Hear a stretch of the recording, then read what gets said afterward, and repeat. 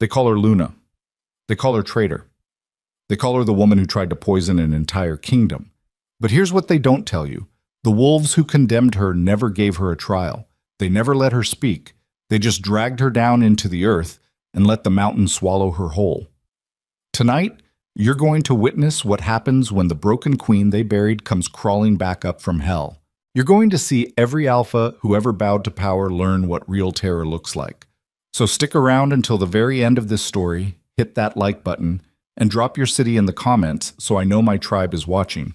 Because what Celine Ravenwood is about to do to the wolves who betrayed her, that's the kind of revenge legends are made of. The chains were too tight. That was the first thing Celine noticed when consciousness dragged her back into the waking world. Not the blood crusted across her temple, not the way her ribs screamed with every shallow breath, just the iron biting into her wrists so deep she could feel the bone underneath. The stone floor beneath her was cold enough to leach the warmth from her skin. Somewhere in the darkness, water dripped in steady rhythm, like a countdown to something she couldn't name. She tried to open her eyes, but one of them wouldn't cooperate. Swollen shut. She remembered the fist that had done it, remembered the face attached to that fist. Kael, her mate, her alpha. The man who had stood before the council 3 days ago and called her a traitor in front of every pack leader in the kingdom. The memory hit her like a second beating. The grand hall with its massive timber beams and torches that cast shadows tall as giants. Hundreds of wolves watching as Kael held up a vial of nightshade extract and declared it had been found in her chambers. His voice hadn't even shaken when he spoke the words. When he demanded her execution for attempting to poison the Alpha bloodline, she had opened her mouth to scream the truth, that the vial had been planted, that someone was framing her. But before a single word could leave her throat, 3 guards had seized her arms, and Kyle had turned his back, just turned away like she was already dead. The council hadn't deliberated, hadn't questioned. They'd simply nodded, and the sentence was passed. Not death, something worse. Imprisonment in the forgotten depths beneath Black Hollow Mountain where traitors went to rot until memory itself gave up on them. Celine forced her working eye open. Blackness pressed in from all sides, but far above she could make out a sliver of gray, a crack in the stone ceiling where faint light filtered down. Not daylight, something dimmer. Moonlight, maybe. Or just the ghost of it. How long had she been down here? Hours? Days? Her tongue was stuck to the roof of her mouth. She tried to swallow and tasted copper. Blood. Her own or someone else's, she couldn't tell anymore. A sound echoed through the dark. Footsteps. Multiple sets. Heavy boots on stone. She didn't bother trying to stand. The chains were bolted to the wall and she'd already tested their strength when they'd first thrown her in here. Her shoulders were still burning from that attempt. 3 figures emerged from the tunnel entrance. Torchlight spilled across the floor, turning the pooled water into molten gold. The lead guard was a massive wolf named Garrett, who had served under Kael for a decade. Behind him came 2 younger soldiers she didn't recognize. Their faces were hard, trained to show nothing. Garrett stopped 5 feet away and looked down at her. His expression was carved from the same stone as the walls. "You still breathing, Luna?" His voice carried no warmth, no hint of the respect he'd once shown her when she walked the palace halls as Kael's chosen mate. Celine didn't answer. What was there to say? Garrett crouched down. The torch in his hand made his shadow stretch across the ceiling like a demon twice his size. "Alpha wants to know if you're ready to confess." She almost laughed. The sound came out as a rasp that hurt her throat. "Confess to what?" she managed. Her voice was wrecked. 3 days of screaming her innocence followed by 2 days of silence had shredded it to nothing. To poisoning the bloodline. Garrett's tone didn't change. To plotting against the throne. To betraying your mate and your pack. "I didn't do any of that." The guard behind Garrett shifted his weight. His hand rested on the pommel of his blade. Garrett stood. For a moment, something flickered across his face. Something that might have been doubt or might have been disgust. Then it was gone. "Then you're gonna die down here." He turned to leave, but Celine's voice cut through the dark. "Why?" Garrett paused. Didn't look back. "Why what? Why won't anyone listen? Why won't anyone question it? I've been loyal to this pack since I was 16 years old. I've bled for it, fought for it. And Kael just, your alpha made his judgment." Garrett's words were flat, final. The council agreed. That's all that matters.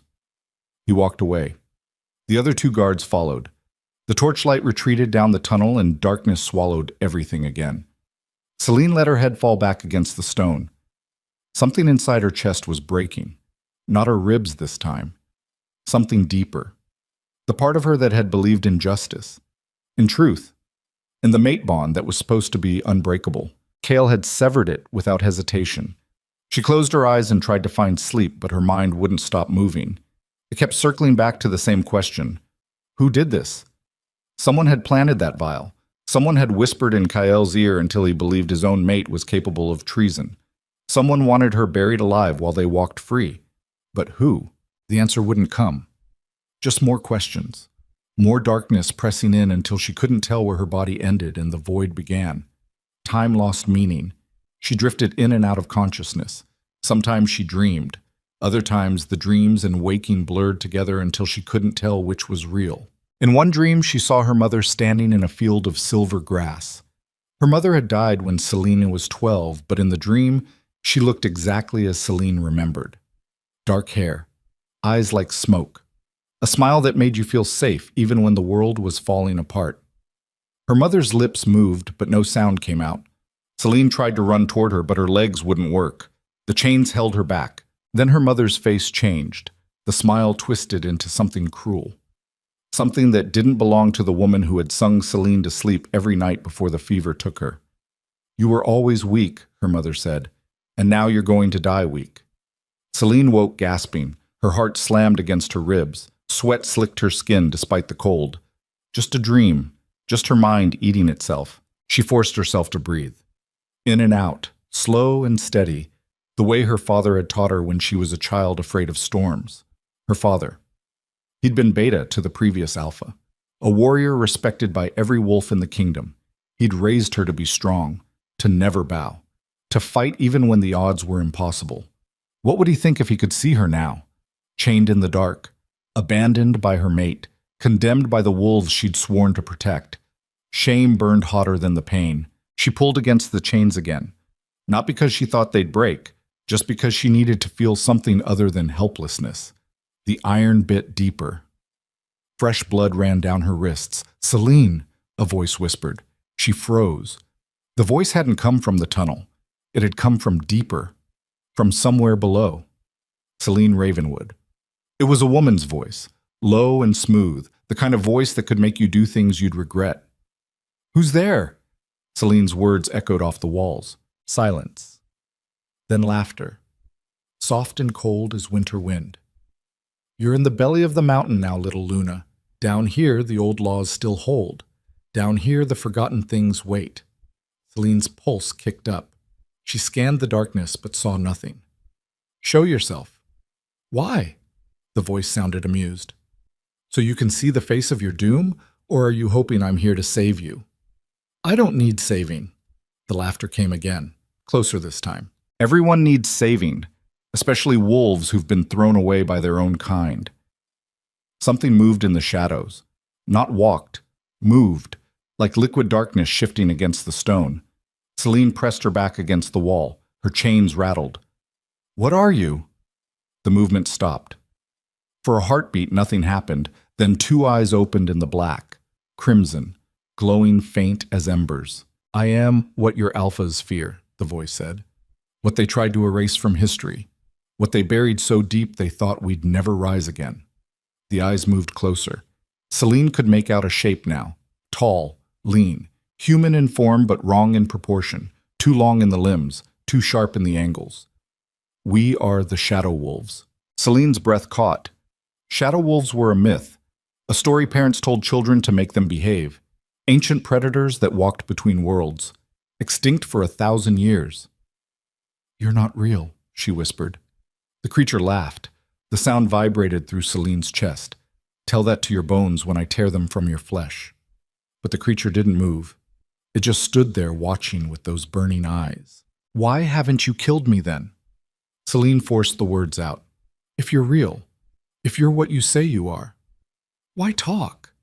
The eyes tilted, curious. "Because you're different." "Different how?" The creature stepped closer, close enough now that Celine could see its outline. Humanoid, but covered in something that looked like smoke-given shape. Its mouth was too wide. Too many teeth. "You smell like betrayal," it said, "like broken oaths and shattered bonds. You smell like one of us." "I'm not a monster." "No?" The creature leaned in. Its breath was ice. "Then why did they throw you down here to die? Why did your mate turn his back? Why did your pack watch you fall and do nothing?" Celine's jaw clenched. Because they were lied to, or because they wanted to believe the lie. The creature straightened. "People don't condemn the innocent unless they're looking for an excuse. You don't know anything about them. I know everything about them." The creature's voice dropped lower. "I was here when your alphas built this prison. I watched them drag wolves down here for crimes they didn't commit. I've listened to 1,000 condemned souls scream until their voices gave out. This mountain is built on lies, little Luna, and you're just the latest one." Celine wanted to argue, but the words wouldn't come, because some part of her knew the creature was right. Kael hadn't fought for her. The council hadn't questioned. The pack had watched her be dragged away, and not a single wolf had stepped forward to defend her. Maybe she had been naive to believe in them. The creature circled her now, slow, deliberate. "So what will you do?" it asked. "Die down here with the rest of the forgotten, or become something that makes them regret ever speaking your name? What are you offering?" The creature stopped. Its crimson eyes locked onto hers. "Power, survival, revenge. And what do you want in return?" "Everything." The word hung in the air between them. Celine's heart was pounding so hard she thought it might crack her ribs. Every instinct screamed at her to refuse, to spit in the creature's face and die with whatever dignity she had left. But then she thought of Kael standing before the council. She thought of the vial of poison planted in her room. She thought of the guards dragging her through the palace while wolves she'd called friends looked away. She thought of dying in chains without ever knowing who had destroyed her life. "I'm listening," she said. The creature smiled. Its teeth gleamed in the dark. "Good." It moved faster than anything Celine had ever seen. One moment it was 5 feet away. The next, its clawed hand was wrapped around her throat, lifting her off the ground. Celine choked, kicked, but the creature's grip was iron. "First lesson," it hissed. "Power requires sacrifice, and you have nothing left to lose." Its other hand came up, claws extended. They gleamed like black glass. Then it drove them into her chest. Pain exploded through Celine's body.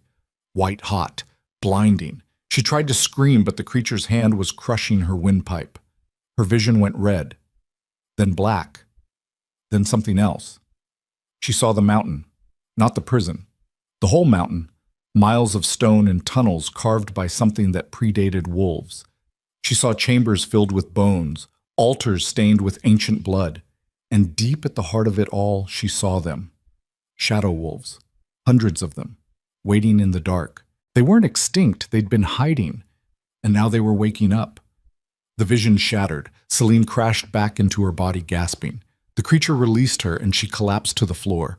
Blood poured from the wound in her chest. She could feel her heart struggling, stuttering. This was it. She was dying. But then the blood stopped. The wound began to close. Not healing, changing. Black veins spread from the injury across her skin like roots digging into soil. Celine's scream finally tore free. The creature crouched beside her. It ran one claw along her jawline, almost gently. "Welcome to the kingdom beneath the kingdom," it whispered. "Welcome home, Queen." Celine's vision blurred. The last thing she saw before unconsciousness took her was the creature's smile, and beyond it, in the deeper darkness, hundreds of crimson eyes opening one by one. When she woke again, everything was different. The chains were gone. The cell was gone. She was lying on smooth stone in a massive chamber, lit by some kind of bioluminescent fungus growing across the ceiling. It cast everything in pale blue light. She sat up. Her body moved without pain. The wound in her chest was gone. Not even a scar remained, but her hands. Celine held them up. Her fingers ended in claws now, razor sharp, black as obsidian. "What did you do to me?" She spun. The creature from before stood near the chamber entrance. In the better light, Celine could see it more clearly. Female. Tall and lean, with features that were almost beautiful if you ignored the wrongness underneath. "I didn't do anything," the creature said. I just unlocked what was already sleeping inside you. I'm not a shadow wolf. No, not yet. The creature walked closer. But you will be, or you'll die. Those are your only options now, little Luna. Celine's claws dug into her palms. She wanted to rage, to demand answers, but she was too tired, too broken. Why me? She asked instead. The creature studied her for a long moment. Because your bloodline is older than you know. Because your mother wasn't the simple pack wolf history remembers. Because the same blood that runs in your veins ran in the veins of the first Shadow Queen 1,000 years ago. That's impossible. Is it? The creature's smile was sharp.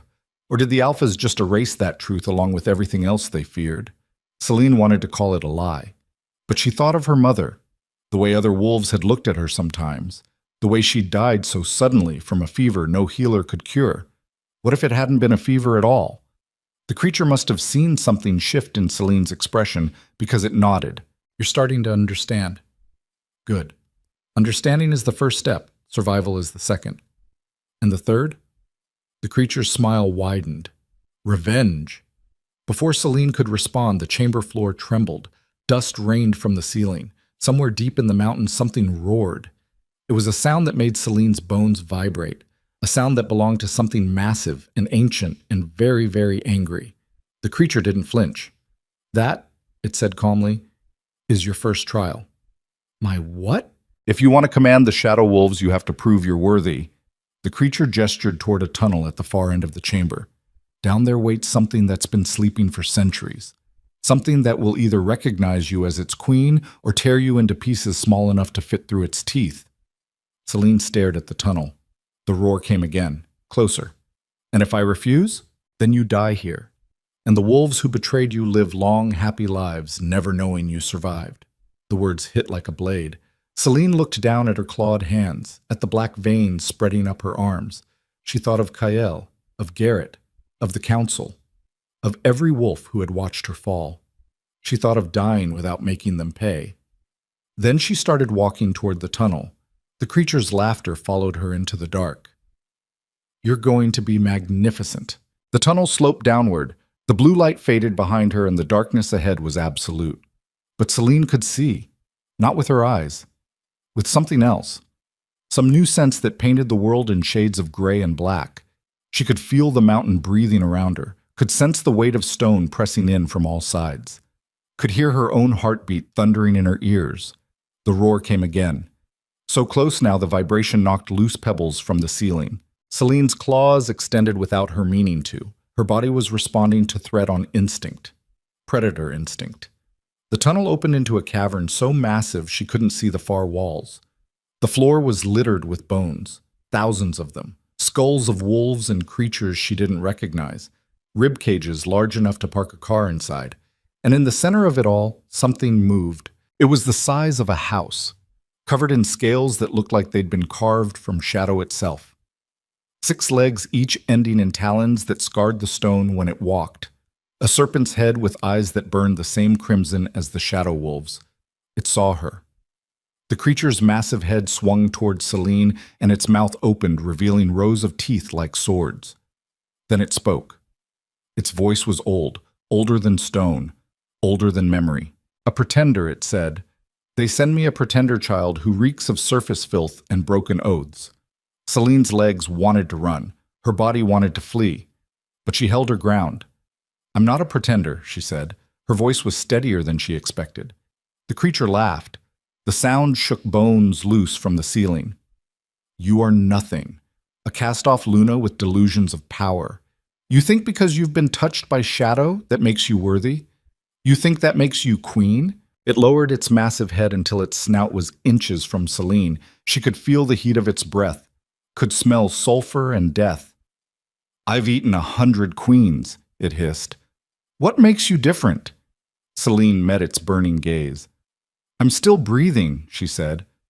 For another moment the creature stared, then its jaw unhinged and it lunged. Celine dove left as jaws the size of a wagon snapped shut where her head had been a heartbeat before. The force of the bite sent shockwaves through the cavern floor. Bones exploded into dust under the pressure. She rolled to her feet, claws scraping stone. Her body moved faster than thought.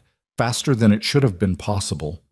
The black veins crawling up her arms pulsed with heat. The serpent thing coiled around, tracking her movement. Its eyes burned like forge fire. Fast for a pretender, it rumbled. But speed won't save you. Its tail whipped around faster than anything that size had a right to move. Celine jumped, but not high enough. The scaled appendage caught her ribs and launched her across the cavern. She hit a pile of bones hard enough to crack them. Pain bloomed through her back. She pushed herself up, spitting blood. Her vision swam. The creature was already moving toward her massive body, flowing across the floor like liquid nightmare. "You're weak," it said. Soft. "The surface world made you pathetic." Celine's claws dug into the stone beneath her. Something was building in her chest. Not fear. Something hotter. Something that tasted like copper and rage. The creature's head came down again, mouth open wide enough to swallow her whole. Celine didn't move. Didn't run. She stared into that abyss of teeth and let the rage take over. Her scream tore through the cavern. But it wasn't a human sound. It was something ancient. Something that made the very bones around her rattle. The creature froze. Its crimson eyes went wide. Celine felt her body change, not fully, not completely, but enough. Her claws lengthened, her teeth sharpened. The black veins spread across her face and down her neck. When she opened her eyes again, she knew without seeing that they were no longer silver. They were obsidian. The creature pulled back. For the first time, something like respect flickered across its massive face. "There you are," it said softly. "There's the queen." Celine lunged. She didn't think about it, didn't plan. Her body knew what to do. She hit the creature's scaled neck and her claws sank deep. Black blood sprayed across stone. The creature roared and thrashed, but Celine held on. She climbed higher, digging her claws in like climbing spikes. The serpent bucked and twisted, trying to throw her off, but she was locked in now. Past reason. Past fear. She reached the base of its skull and drove both hands in deep. The creature's roar became a shriek. It slammed itself against the cavern wall, trying to crush her, but Celine twisted at the last second. The impact jarred her bones, but she didn't let go. "Enough," the creature gasped. "Enough, little queen. You've proven yourself." Celine's claws were buried knuckle-deep in its flesh. Her teeth were bared. Every muscle in her body screamed for her to finish it, to tear until there was nothing left. But somewhere beneath the rage a voice whispered, not the creature's voice, not the shadow wolf who had brought her here, her own voice, quiet and steady. "You're not a monster yet." Celine pulled her claws free. Black blood ran down her arms. She jumped from the creature's back and landed in a crouch 20 feet below. Her legs absorbed the impact without buckling. The serpent lowered its head to the ground. Its breathing was labored. The wounds Celine had carved into its neck leaked dark fluid onto the stone. "You could have killed me," it said. "Why didn't you?" "Because I'm not you," Celine said. Her voice was raw. "Because killing when I don't have to makes me the same as the wolves who threw me down here." The creature's eyes studied her. Then slowly, deliberately, it lowered its massive head until its snout touched the floor. "You are my queen," it said. "I acknowledge you. I obey you. And I will follow you into whatever war you choose to wage." The word settled over Celine like a weight. She looked at the creature bleeding before her, at the cavern filled with bones, at her own hands still dripping with black blood. "What have I become?" she whispered. "Whatever you need to be," a voice said from behind. Celine spun. The shadow wolf from before stood at the tunnel entrance. Her crimson eyes gleamed with satisfaction. "You passed the first trial," the creature said. "Most don't survive it. Most die screaming in the first 30 seconds. But you didn't just survive. You dominated. I didn't want to hurt it. You didn't want to," the shadow wolf agreed. "But you could have. And you chose mercy. That's what makes you dangerous, little Luna. Not your claws, not your strength, your restraint. Because the moment you decide to stop holding back," she smiled, "the surface world won't stand a chance." Celine looked at her hands again. The claws were retracting. Slowly, the black veins were fading back beneath her skin, but she could still feel them, could feel the power coiled inside her like a serpent waiting to strike. "How many more trials?" she asked. The shadow wolf's smile widened. "As many as it takes." The days that followed blurred together. There was no sun down here, No way to mark time except by the ache in her muscles and the blood under her claws. The shadow wolves put her through hell. They made her fight creatures pulled from nightmares. Made her navigate tunnels that shifted and changed while she was inside them. Made her endure tests of will where voices whispered in her head for hours trying to break her mind. And through it all, the shadow wolf who had first found her watched. Never helped. Never intervened. Just watched with those burning eyes and that knowing smile. Celine learned to hate that smile. On what might have been the 5th day or the 50th, she found herself standing in a chamber filled with mirrors. Every surface reflected her image back 1,000 times. But the reflections were wrong. Some showed her as she'd been before, Luna Celine Ravenwood with silver eyes and hope still intact. Others showed her as she was becoming, claws and fangs and eyes like midnight. And some showed things she didn't want to look at too closely, futures maybe, or fears given shape. The trial is simple, the shadow wolf's voice echoed through the chamber.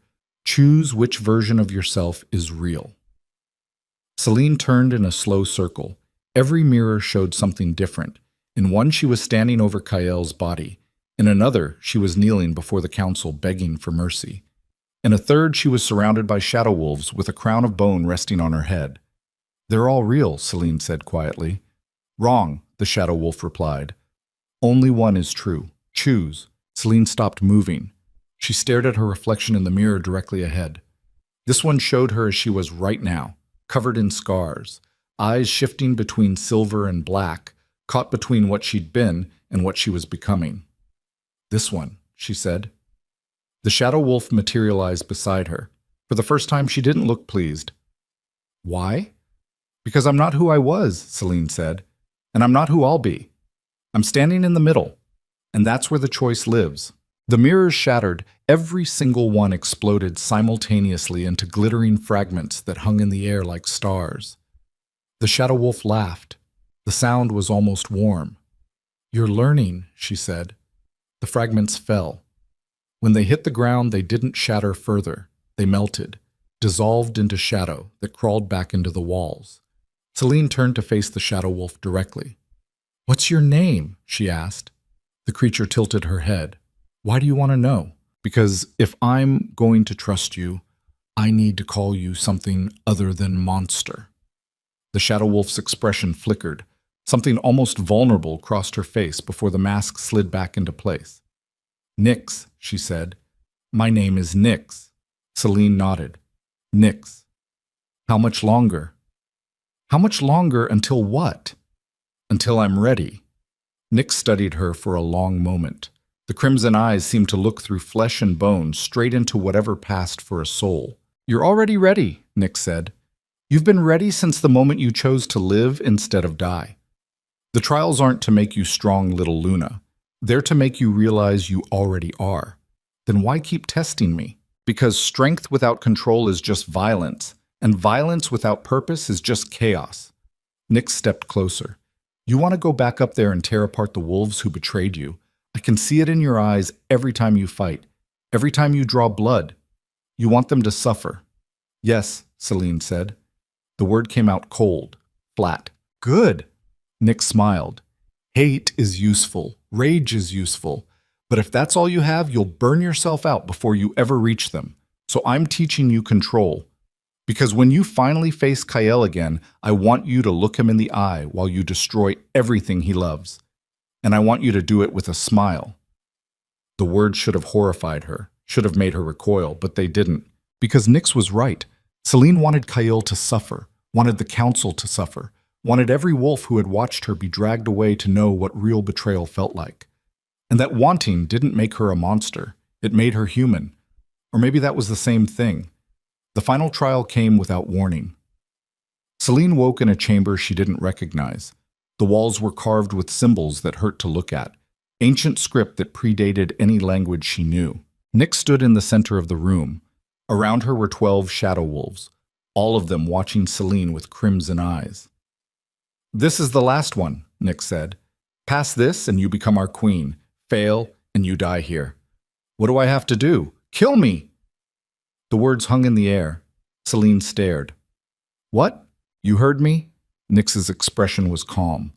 To rule the shadow wolves, you have to prove you can make the hard choices, the choices that cost you, So kill me, right here, right now, and the kingdom is yours. Celine's hands curled into fists. This is insane. This is necessary. Nyx spread her arms wide. I'm unarmed. I won't fight back. All you have to do is tear out my throat, and it's done. The 12 shadow wolves watched in silence. Their eyes reflected nothing. Celine took a step forward, then stopped. Why? She asked. Why what? Why do you want me to kill you? Because leadership requires sacrifice. Nyx's voice was steady. And if you can't sacrifice the one who saved you, then you're not strong enough to lead. You didn't save me. Celine's voice was rising. You used me. You needed a queen, and I was convenient. True, Nyx said. But I also gave you a chance when everyone else gave you a grave. So what's it going to be, little Luna? Are you going to take what you want, or are you going to hesitate until someone else takes it from you? Celine's claws extended. The black veins crawled up her arms. Her vision sharpened. She could see Nyx's pulse beating in her throat, could smell the blood beneath her skin. One strike. That's all it would take. She moved forward. Nyx didn't flinch, didn't move, just stood there waiting. Celine raised her hand. Her claws gleamed in the dim light. Then she drove them into the stone wall beside Nyx's head. The impact cracked the rock. Dust rained down. No, Celine said. Nyx's eyes widened. What? I said no. Celine pulled her claws free. I'm not killing you. Not because I can't. Because I won't. Then you fail, Nyx said, and you die. The 12 shadow wolves moved. They circled Celine, claws extended, ready to tear her apart. Celine didn't move. She looked each of them in the eye, one by one. If that's what it takes, she said quietly, then I die. But I'm not becoming the kind of queen who murders the people loyal to her just to prove a point. The shadow wolves stopped. They looked at Nyx. Nyx stared at Celine. Then slowly a smile spread across her face. Not the predatory grin Celine had grown used to. Something genuine. Stand down, Nyx said. The shadow wolves backed away. Nyx stepped forward and went to one knee. She bowed her head. You pass, she said. Not because you were willing to kill, but because you were willing to die rather than betray yourself. The 12 shadow wolves dropped to their knees in unison. Hail the Shadow Queen, they said as one. Hail Celine Ravenwood. The words echoed through the chamber, through the tunnels beyond, through the entire mountain. And somewhere far above on the surface world, Celine knew that wolves were pausing. Were looking up at Black Hollow Mountain. Were feeling something shift in the foundation of reality. Nyx rose to her feet. She reached into her cloak and pulled out something wrapped in black silk. When she unwrapped it, Celine saw a crown. Not gold or silver. Bone.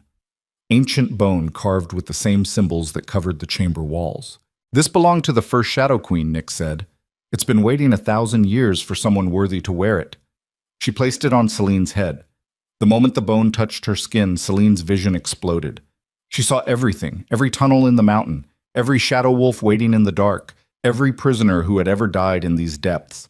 And beyond that, she saw the surface, saw the kingdom, saw the palace where Kael sat on his throne, saw the wolves who had condemned her going about their lives like she had never existed. The rage that filled her was cold, controlled, absolute. When her vision cleared, Nyx was watching her. What now? Nyx asked. Now, Celine said. We make them remember. Time moved differently after that. Celine spent what might have been weeks or months learning to command the shadow wolves, learning the extent of her new power. She could move through shadows now, could feel every wolf in her kingdom through the bond that connected them, could kill with a thought if she chose to. But she didn't choose to. Not yet. Because Nyx had been right. Rage without control was just noise, and Celine wanted her revenge to be surgical. Reports began filtering down from the surface, whispers carried by scouts who could walk between worlds. The kingdom was fracturing. 3 months after Celine's imprisonment, the Alpha Council had dissolved into infighting, territorial disputes, old grudges surfacing. Kael was struggling to hold them together. His authority was slipping. Good, Celine thought. Let him feel what it's like when everything you built starts to crumble. She was in her chamber studying maps of the surface when Nyx entered. The shadow wolf looked troubled. What is it? Celine asked. News from above, Nyx hesitated. There's been an execution. Celine's hand stilled. Who? A wolf named Marcus. He was beta to the Eastern Pack. They accused him of conspiring with rogues. Celine knew Marcus. He'd been one of the few who had spoken against her imprisonment, had demanded a proper trial. Let me guess, she said. No trial. Nyx nodded. They dragged him into the square and cut his throat in front of his pack. Something cold settled in Celine's chest. How many? How many what? How many wolves have they executed since I was imprisoned? Nyx was quiet for a moment. 17, all of them accused of treason, all of them killed without trial. Celine stood. The map scattered to the floor. They're consolidating power, she said, removing anyone who might question them, anyone who might remember there used to be laws. It's working, Nyx said. The packs are terrified. No one speaks against the council anymore. Celine walked to the chamber entrance. Beyond it, the massive cavern stretched out. Hundreds of shadow wolves moved through the space. Her army, her kingdom. How long until we're ready? She asked. Nyx came to stand beside her. That depends. What are we getting ready for? Celine turned to look at her. The crown of bone rested heavy on her head. Her eyes were fully black now. No trace of silver remained. War, she said. The word fell into silence. Nyx's smile was sharp as broken glass. Then we're ready now. They spent the next week preparing. Celine had Nyx gather intelligence on every alpha in the council. Their strengths, their weaknesses, their secrets. She studied the layout of the capital, memorized guard rotations, identified which wolves might be sympathetic to her cause and which would need to be removed. She was meticulous, thorough, cold. The broken Luna, who had been dragged into this mountain, was gone. In her place stood something new, something that made even the oldest shadow wolves nervous when she walked past. On the night before they were set to march, Celine stood alone in the highest chamber of the underground kingdom. A crack in the ceiling let in moonlight, real moonlight, the first she'd seen in months. She tilted her head back and let it wash over her face. You don't have to do this, a voice said. Celine didn't turn. She knew Nyx's voice by now. Yes, I do. Nyx stepped into the moonlight beside her. Why? You could stay here. Rule the shadow wolves. Build something new instead of tearing down the old. Because they need to answer for what they did. To you or to the 17 they killed after? Both. Nyx was quiet for a moment. When you go back up there, you won't be able to hide what you've become. The moment they see you, they'll know you're something else. Something they can't control. Good, Celine said. Let them be afraid. And if they try to kill you again, then I'll make sure I take them with me. The moonlight gleamed on the bone crown, on Celine's black claws, on the obsidian eyes that no longer held any trace of the wolf she'd been. Nyx reached out and placed a hand on Celine's shoulder. The gesture was almost gentle. You're going to burn that kingdom to ash, she said softly. Only the parts that deserve it. And if you can't tell the difference anymore? Celine finally turned to look at her. The question hung between them. Then I guess I'll burn it all, Celine said, and build something better from what's left. Nyx nodded slowly. Then let's go remind them what happens when you bury queens alive. They marched at dawn, or what passed for dawn in the endless dark beneath the mountain.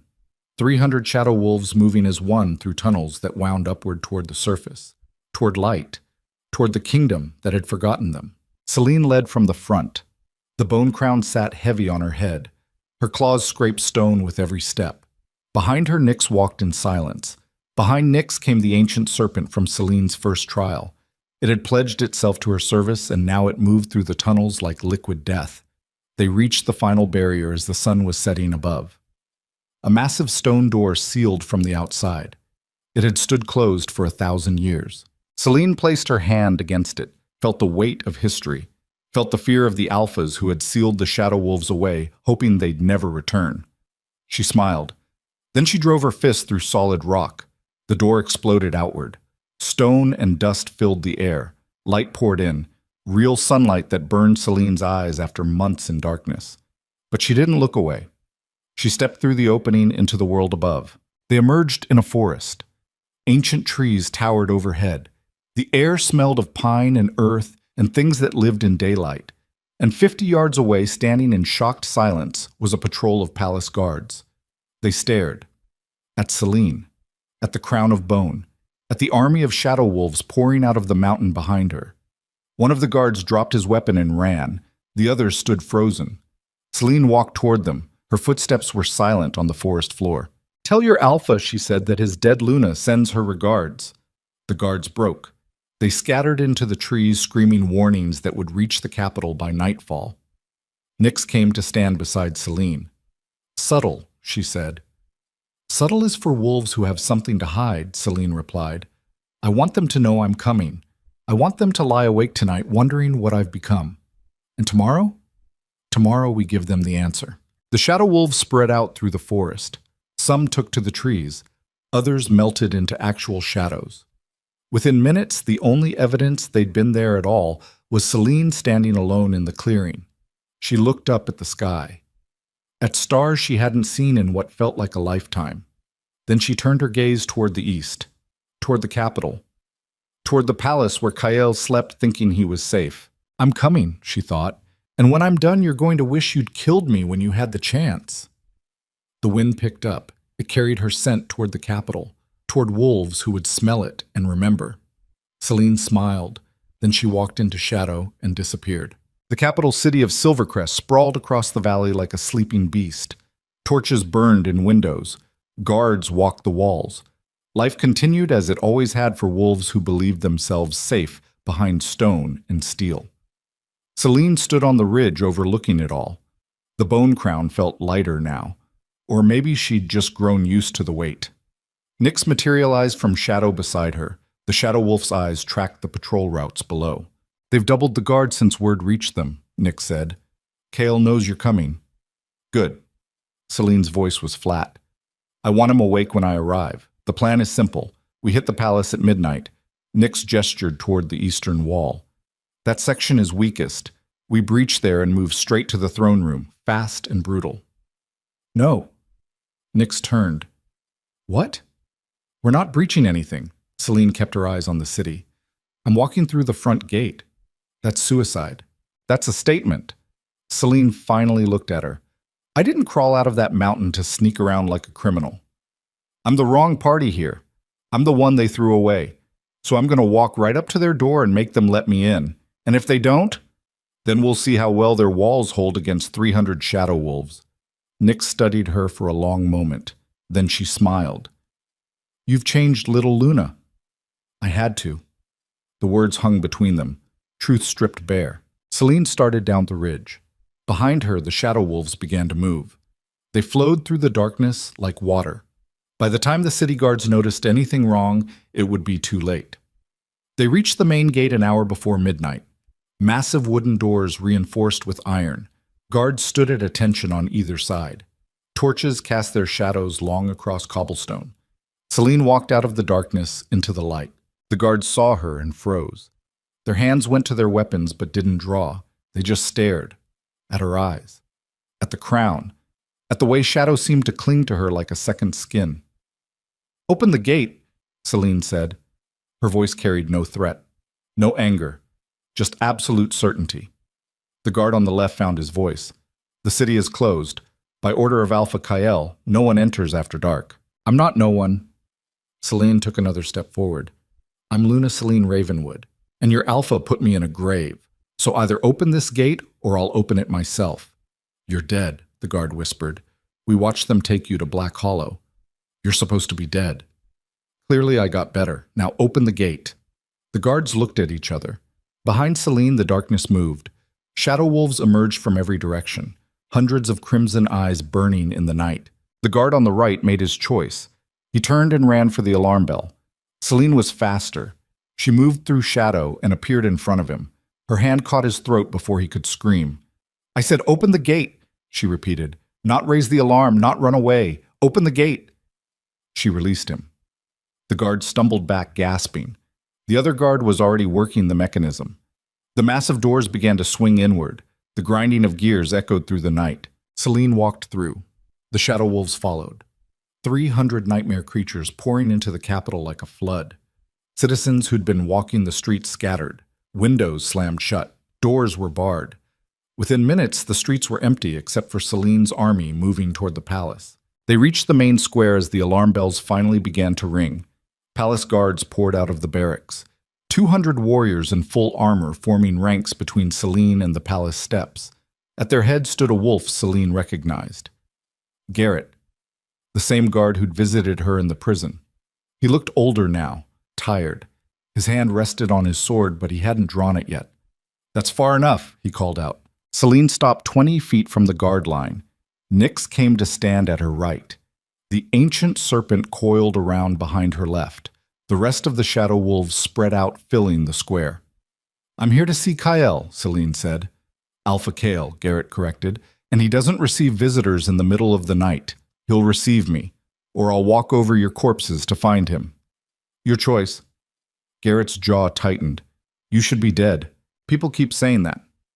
Celine tilted her head. "But here I am, alive, changed, and very, very patient. So let me through, Garrett. You don't want this fight." The guards shifted nervously. They could see what Celine had become, could smell the power rolling off her in waves. Garrett drew his sword. The sound of steel leaving leather cut through the night. "I have my orders," he said. "No one gets through." Celine sighed. "Such loyalty.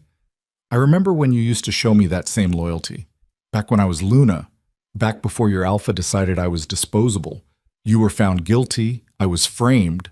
Celine's eyes locked onto his. "And deep down you know it. You've always known it. But you followed orders anyway because that's what good soldiers do." Garrett's sword wavered. Something flickered across his face. "How many more have died since me?" Celine pressed. "How many wolves has Kyle executed without trial? How many families destroyed because someone asked the wrong question?" The square was silent. Every guard was listening now. 17, Celine said. "That's how many. 17 loyal wolves murdered to protect a lie. So tell me, Garrett, are you going to die protecting that same lie? Or are you going to step aside and let me give your alpha the trial he never gave me?" Garrett's hand was shaking. The sword point dropped an inch. "Stand down," a voice commanded from behind. Everyone turned. Kale stood at the top of the palace steps. He wore the formal armor of his station, gold and silver that caught the torchlight. His face was carved from stone. Beside him stood 3 other alphas, the council members who had condemned Celine. "Let her through," Kyle said. "If the dead Luna wants an audience, she can have one." The guards parted. Slowly, reluctantly, creating a path straight to the palace. Celine walked forward, each step deliberate, controlled. The shadow wolves stayed behind, but she could feel them, could feel their hunger vibrating through the bond. She climbed the steps until she stood face to face with the man who had destroyed her life. Kael's expression gave nothing away, but his eyes widened slightly when he saw what she'd become. The black eyes, the claws, the crown of bone. "Hello, husband," Celine said softly. "Miss me?" Kael's hand moved to his sword. "What are you?" "I'm what you made me," Celine smiled. "You threw me into the dark, and this is what crawled back out." One of the council members stepped forward, an older alpha named Thorn. His face was pale. "This is impossible," he said. "The shadow wolves are extinct. They've been gone for 1,000 years. Clearly, someone forgot to tell them." Celine turned her gaze on him. "But don't worry, Thorn. They remember you. They remember all of you, and they've been waiting a very long time for this reunion." Kale found his voice. "Why are you here, Celine? To give you what you never gave me. A trial. A chance to defend yourself. A moment to explain why you betrayed the one person who would have died for you." Kale's jaw clenched. "I had evidence. You had a planted vial and a convenient excuse to remove me." Celine moved closer. "Who gave you that vial, Kyle? Who whispered in your ear that I was the enemy? Because it wasn't me planning treason. It was someone close enough to frame me for it. I did what was necessary to protect the kingdom. You did what was necessary to consolidate power." "There's a difference." The third council member laughed. A wolf named Castor with scars covering half his face.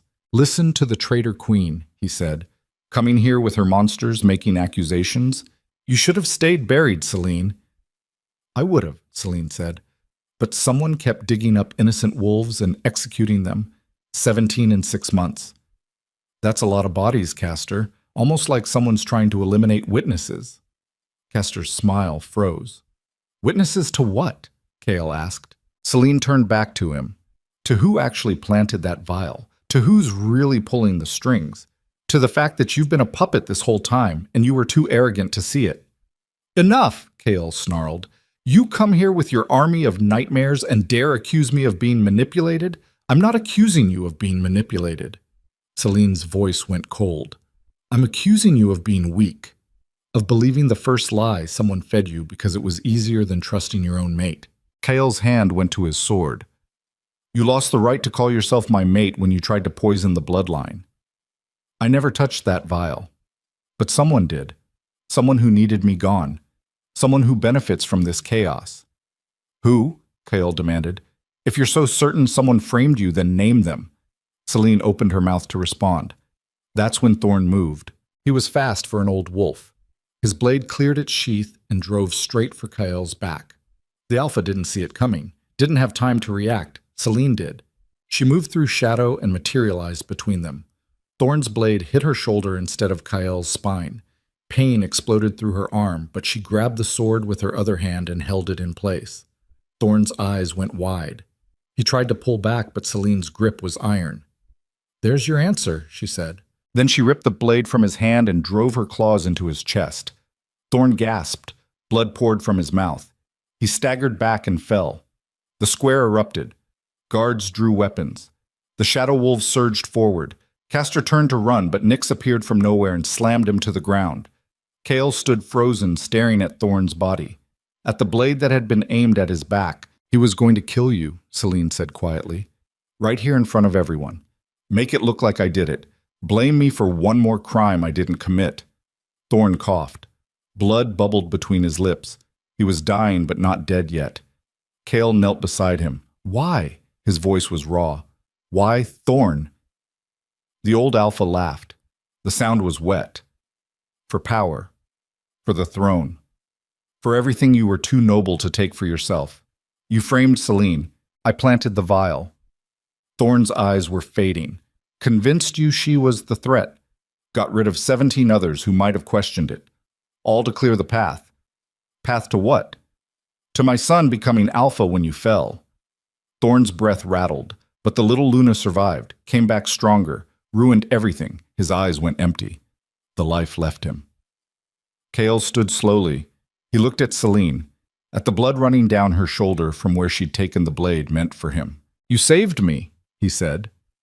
Don't sound so surprised. Celine's voice was bitter. I told you I was innocent.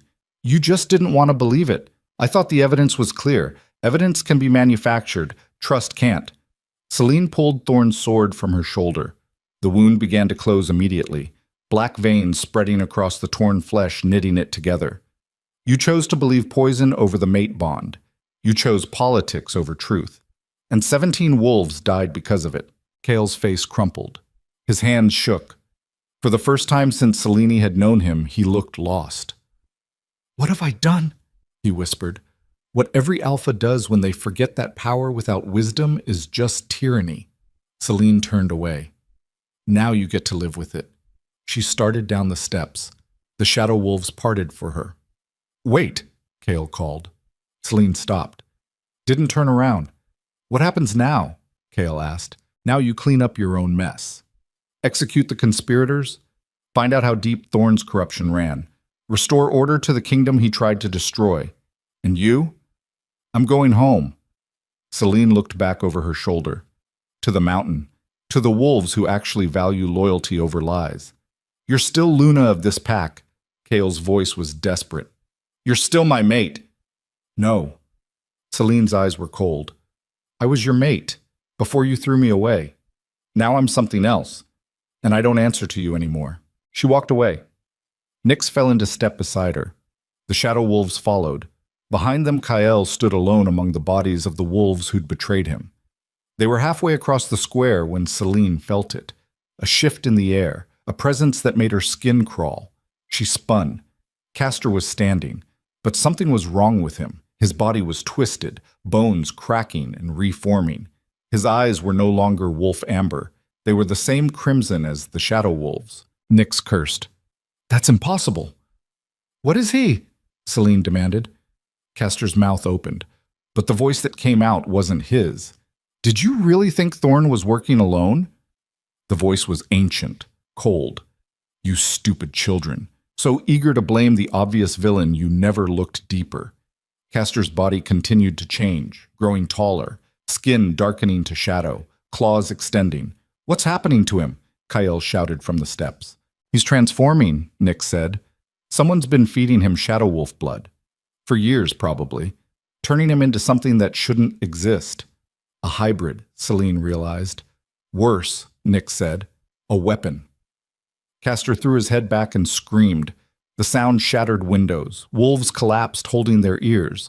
When the scream ended, Castor looked at Celine. His face was no longer entirely human. You think you're special, he said. You think because you passed a few trials and earned a crown that makes you queen?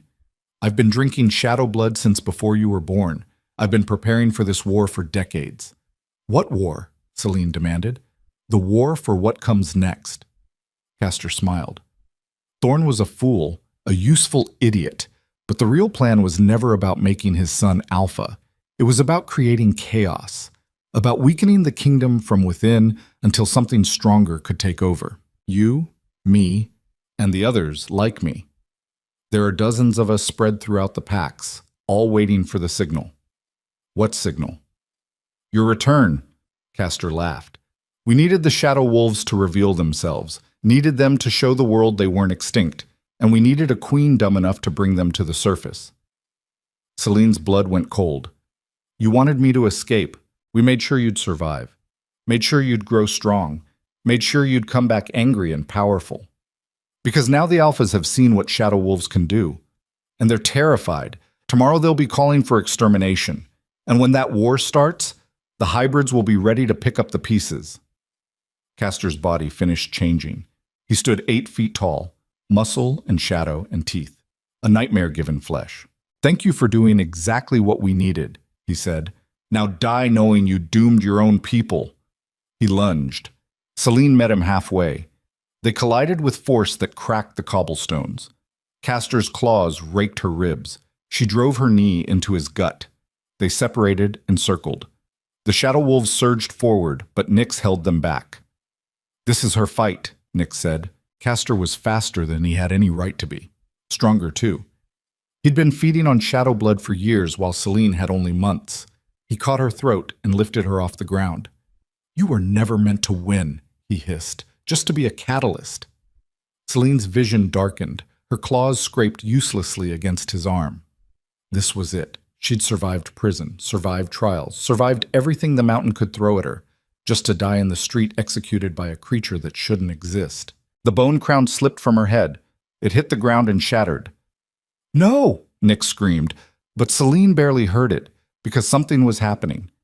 The crown breaking released something. Power flooded through her, not the controlled strength she'd learned to wield, something older, wilder. The full force of the Shadow Queen bloodline unleashed all at once. Her eyes went from obsidian to pure void. Her body erupted with shadows that had mass and weight. Castor's grip loosened. Celine tore free, and when she landed, her form had changed. She was no longer human, no longer wolf. Something in between. Something the first Shadow Queen might have been before history rewrote her as a monster. Castor took a step back. For the first time, fear crossed his face. What are you? He whispered. I'm what happens when you mistake mercy for weakness. Celine moved. Castor tried to block, but she was everywhere at once. Her claws found his throat, his chest, his legs. In 3 seconds, she'd carved him into pieces. He fell. She stood over him, breathing hard. The shadows receded. Her form shifted back. Human again, but different, marked by what she'd just done. The square was silent. Every wolf watching her with expressions caught between awe and terror. Celine looked at Kyle. He was staring at her like he'd never seen her before. How many more? She asked. How many other hybrids are hiding in the packs? Kale's mouth opened, closed. He had no answer.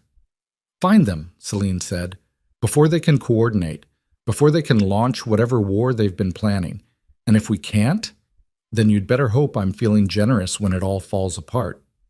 She turned away. The Shadow Wolves closed ranks around her. They began to move back toward the gate. Celine? Kale called one last time. I'm sorry for all of it. Celine stopped, didn't look back. Sorry doesn't bring back the dead, she said, and it doesn't undo 6 months of hell, but it's a start. She walked into shadow and disappeared. The journey back to the mountain was silent. 300 shadow wolves moving through darkness. When they reached the hidden entrance, Celine stopped. The fragments of her crown were in her hands. She'd gathered them before leaving the city. It's broken, Nick said softly. Everything's broken. Celine looked at the pieces. My life. My mate bond. My identity. This crown is just one more thing. We can forge another. No. Celine closed her fist around the fragments. This one served its purpose. What comes next needs something different. What comes next? Celine looked at Nyx, at the shadow wolves waiting in the dark, at the mountain that had been her prison and her salvation. Now we prepare for war. Real war. Because Castor was right about one thing. The alphas are going to panic. They're going to see what I've become and decide all shadow wolves need to die. And when they come for us, we'll be ready. Nyx smiled. And then? Then we show them what happens when you try to bury queens who refuse to stay dead. Celine walked into the mountain. The shadow wolves followed. Behind them, the entrance sealed itself, stone grinding against stone until no trace remained. In Silvercrest, Kyle stood in his war room surrounded by maps and reports, evidence of Thorn's conspiracy, names of suspected hybrids, locations of cells throughout the kingdom. It was worse than he'd imagined. The corruption ran deeper than any of them had known. He looked at the empty chair beside his throne, Celine's chair, the one she'd never sit in again. His hand clenched into a fist. He'd broken something that couldn't be fixed, betrayed someone who would have burned the world for him. And now she was gone, changed into something that looked at him with eyes that held no love, only cold assessment. A guard entered. My lord, the council is requesting an emergency session. Tell them I'll be there shortly. The guard hesitated. They're saying we need to address the shadow wolf threat, that we need to mobilize the armies before what? Before the queen in the mountain decides we're all her enemies. Kale's jaw tightened. She's not the enemy. The council thinks otherwise. Then the council is wrong. Kale stood, and I'll make sure they understand that. He walked out. Behind him, the maps waited. The names. The evidence of a conspiracy that had nearly destroyed everything. Beneath the mountain, Celine stood in her chamber. The broken crown lay on the table before her. She placed her hands on either side and closed her eyes. Images flashed. Castor's transformation. His words. The implication that dozens more hybrids were scattered throughout the kingdom waiting to strike. She'd thought she'd come home for revenge, for justice, for the satisfaction of watching Kyle realize his mistake. But Castor had turned her return into something else, into a declaration of war between species, into the catalyst for the very conflict she'd hoped to avoid. And now she had a choice. She could stay hidden, let the surface world tear itself apart while she built her kingdom in shadow, safe, separate, untouchable. Or she could fight, risk everything she'd built to stop a war that wasn't even hers to fight. Nyx entered without knocking. She looked at Celine, at the broken crown. What are you thinking? Nyx asked. That I'm tired of being someone else's weapon. Celine's voice was quiet. Thorn used me. Castor used me. Even the shadow wolves used me to claw their way back into the world. So what do you do? Celine picked up a fragment of the crown. It cut her palm. Black blood welled up. I stop letting other people write my story, she said. I stop reacting and start deciding. And I figure out what I actually want instead of what everyone else wants from me. And what do you want? Celine looked at the blood on her hand, at a reflection in the polished bone, at the wolf staring back with eyes like midnight. I want the truth, she said, about my mother, about the Shadow Queen bloodline, about why I survived when I should have died. The answers are in the deep archives, Nyx said, but no one's been down there in centuries. Then it's time someone went. Celine dropped the crown fragment. It clattered against the table. Tomorrow we go deeper, she said, past the trials, past the kingdom, down to where the real secrets are buried.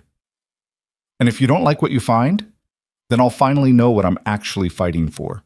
She walked to the window. Far above the crack in the ceiling showed stars, the same stars that shone over Silvercrest, over Kael, over a kingdom balanced on the edge of war. Celine pressed her bloody palm against the stone. Everything she'd believed was a lie. Her mate had betrayed her. Her people had abandoned her. And now even her resurrection had been part of someone else's plan. But lies could be unraveled, betrayals could be answered, and plans could be broken. She just had to be willing to become something no one expected, something beyond queen, beyond weapon, beyond the categories everyone kept trying to force her into. The stars burned cold and distant. Celine smiled. Let them come, she thought. Let the alphas march. Let the hybrids reveal themselves. Let the whole rotten kingdom collapse under the weight of its own corruption. Because when the dust settled, she'd still be standing, and this time she'd be standing on ground of her own choosing. The mountain trembled. Deep in the archives, something ancient stirred. Celine felt it through the stone, through the bond, through the blood running in her veins. Tomorrow she'd go looking for answers. Tonight she'd prepare for the possibility that the truth was worse than any lie. The deep archives waited 3 miles beneath the mountain's heart. Celine stood at the entrance to a tunnel so old the stone had turned to glass under centuries of shadow magic. Her breath misted in air that hadn't been disturbed since the first Shadow Queen walked these depths. Nick stood beside her holding a torch that burned with cold blue flame. The light didn't penetrate far. Whatever waited below seemed to drink it. Last chance to turn back, Nick said. Once we go down there, the old magic will know we're here. It might not let us leave. I've been buried alive before. Celine started walking. I survived it then. I'll survive it now. Her footsteps echoed wrong, like the tunnel was bigger than it appeared, or maybe sound traveled differently this far from the surface. This far from anything that resembled the world she'd known. They descended for what felt like hours. The tunnel spiraled downward in a pattern that made Celine's eyes hurt if she looked at it too long. Geometric but wrong, angles that shouldn't connect but did anyway. How did your people even build this? She asked. We didn't. Nyx's voice was quiet. This was here before us, before wolves, before anything with a name. The first Shadow Queen found it and claimed it, built her kingdom around it like a shell around a pearl. What's at the bottom? The truth. Or madness? Nyx glanced at her. Sometimes they're the same thing. The tunnel opened into a chamber so vast the torch couldn't find the walls. The floor was covered in symbols carved so deep, Celine could have fit her whole arm inside the grooves. They pulsed with faint red light like veins carrying poisoned blood. In the center stood a pool of liquid shadow. Not water, not oil. Something that moved with its own intelligence. Celine approached slowly. The symbols beneath her feet grew brighter with each step. This is it, Nyx said. The memory pool. Everything the Shadow Queens ever knew is preserved here. Their lives, their deaths, their secrets. How do I access it? You drink. Celine stared at the pool. The surface rippled though nothing had touched it. And if it kills me? Then you weren't meant to know. Nyx's expression was unreadable. The pool doesn't lie. But truth has a cost. Celine knelt beside the pool. Her reflection stared back. Black eyes, pale skin, the face of someone who'd died and come back different. She cupped her hands and drank. The liquid burned going down.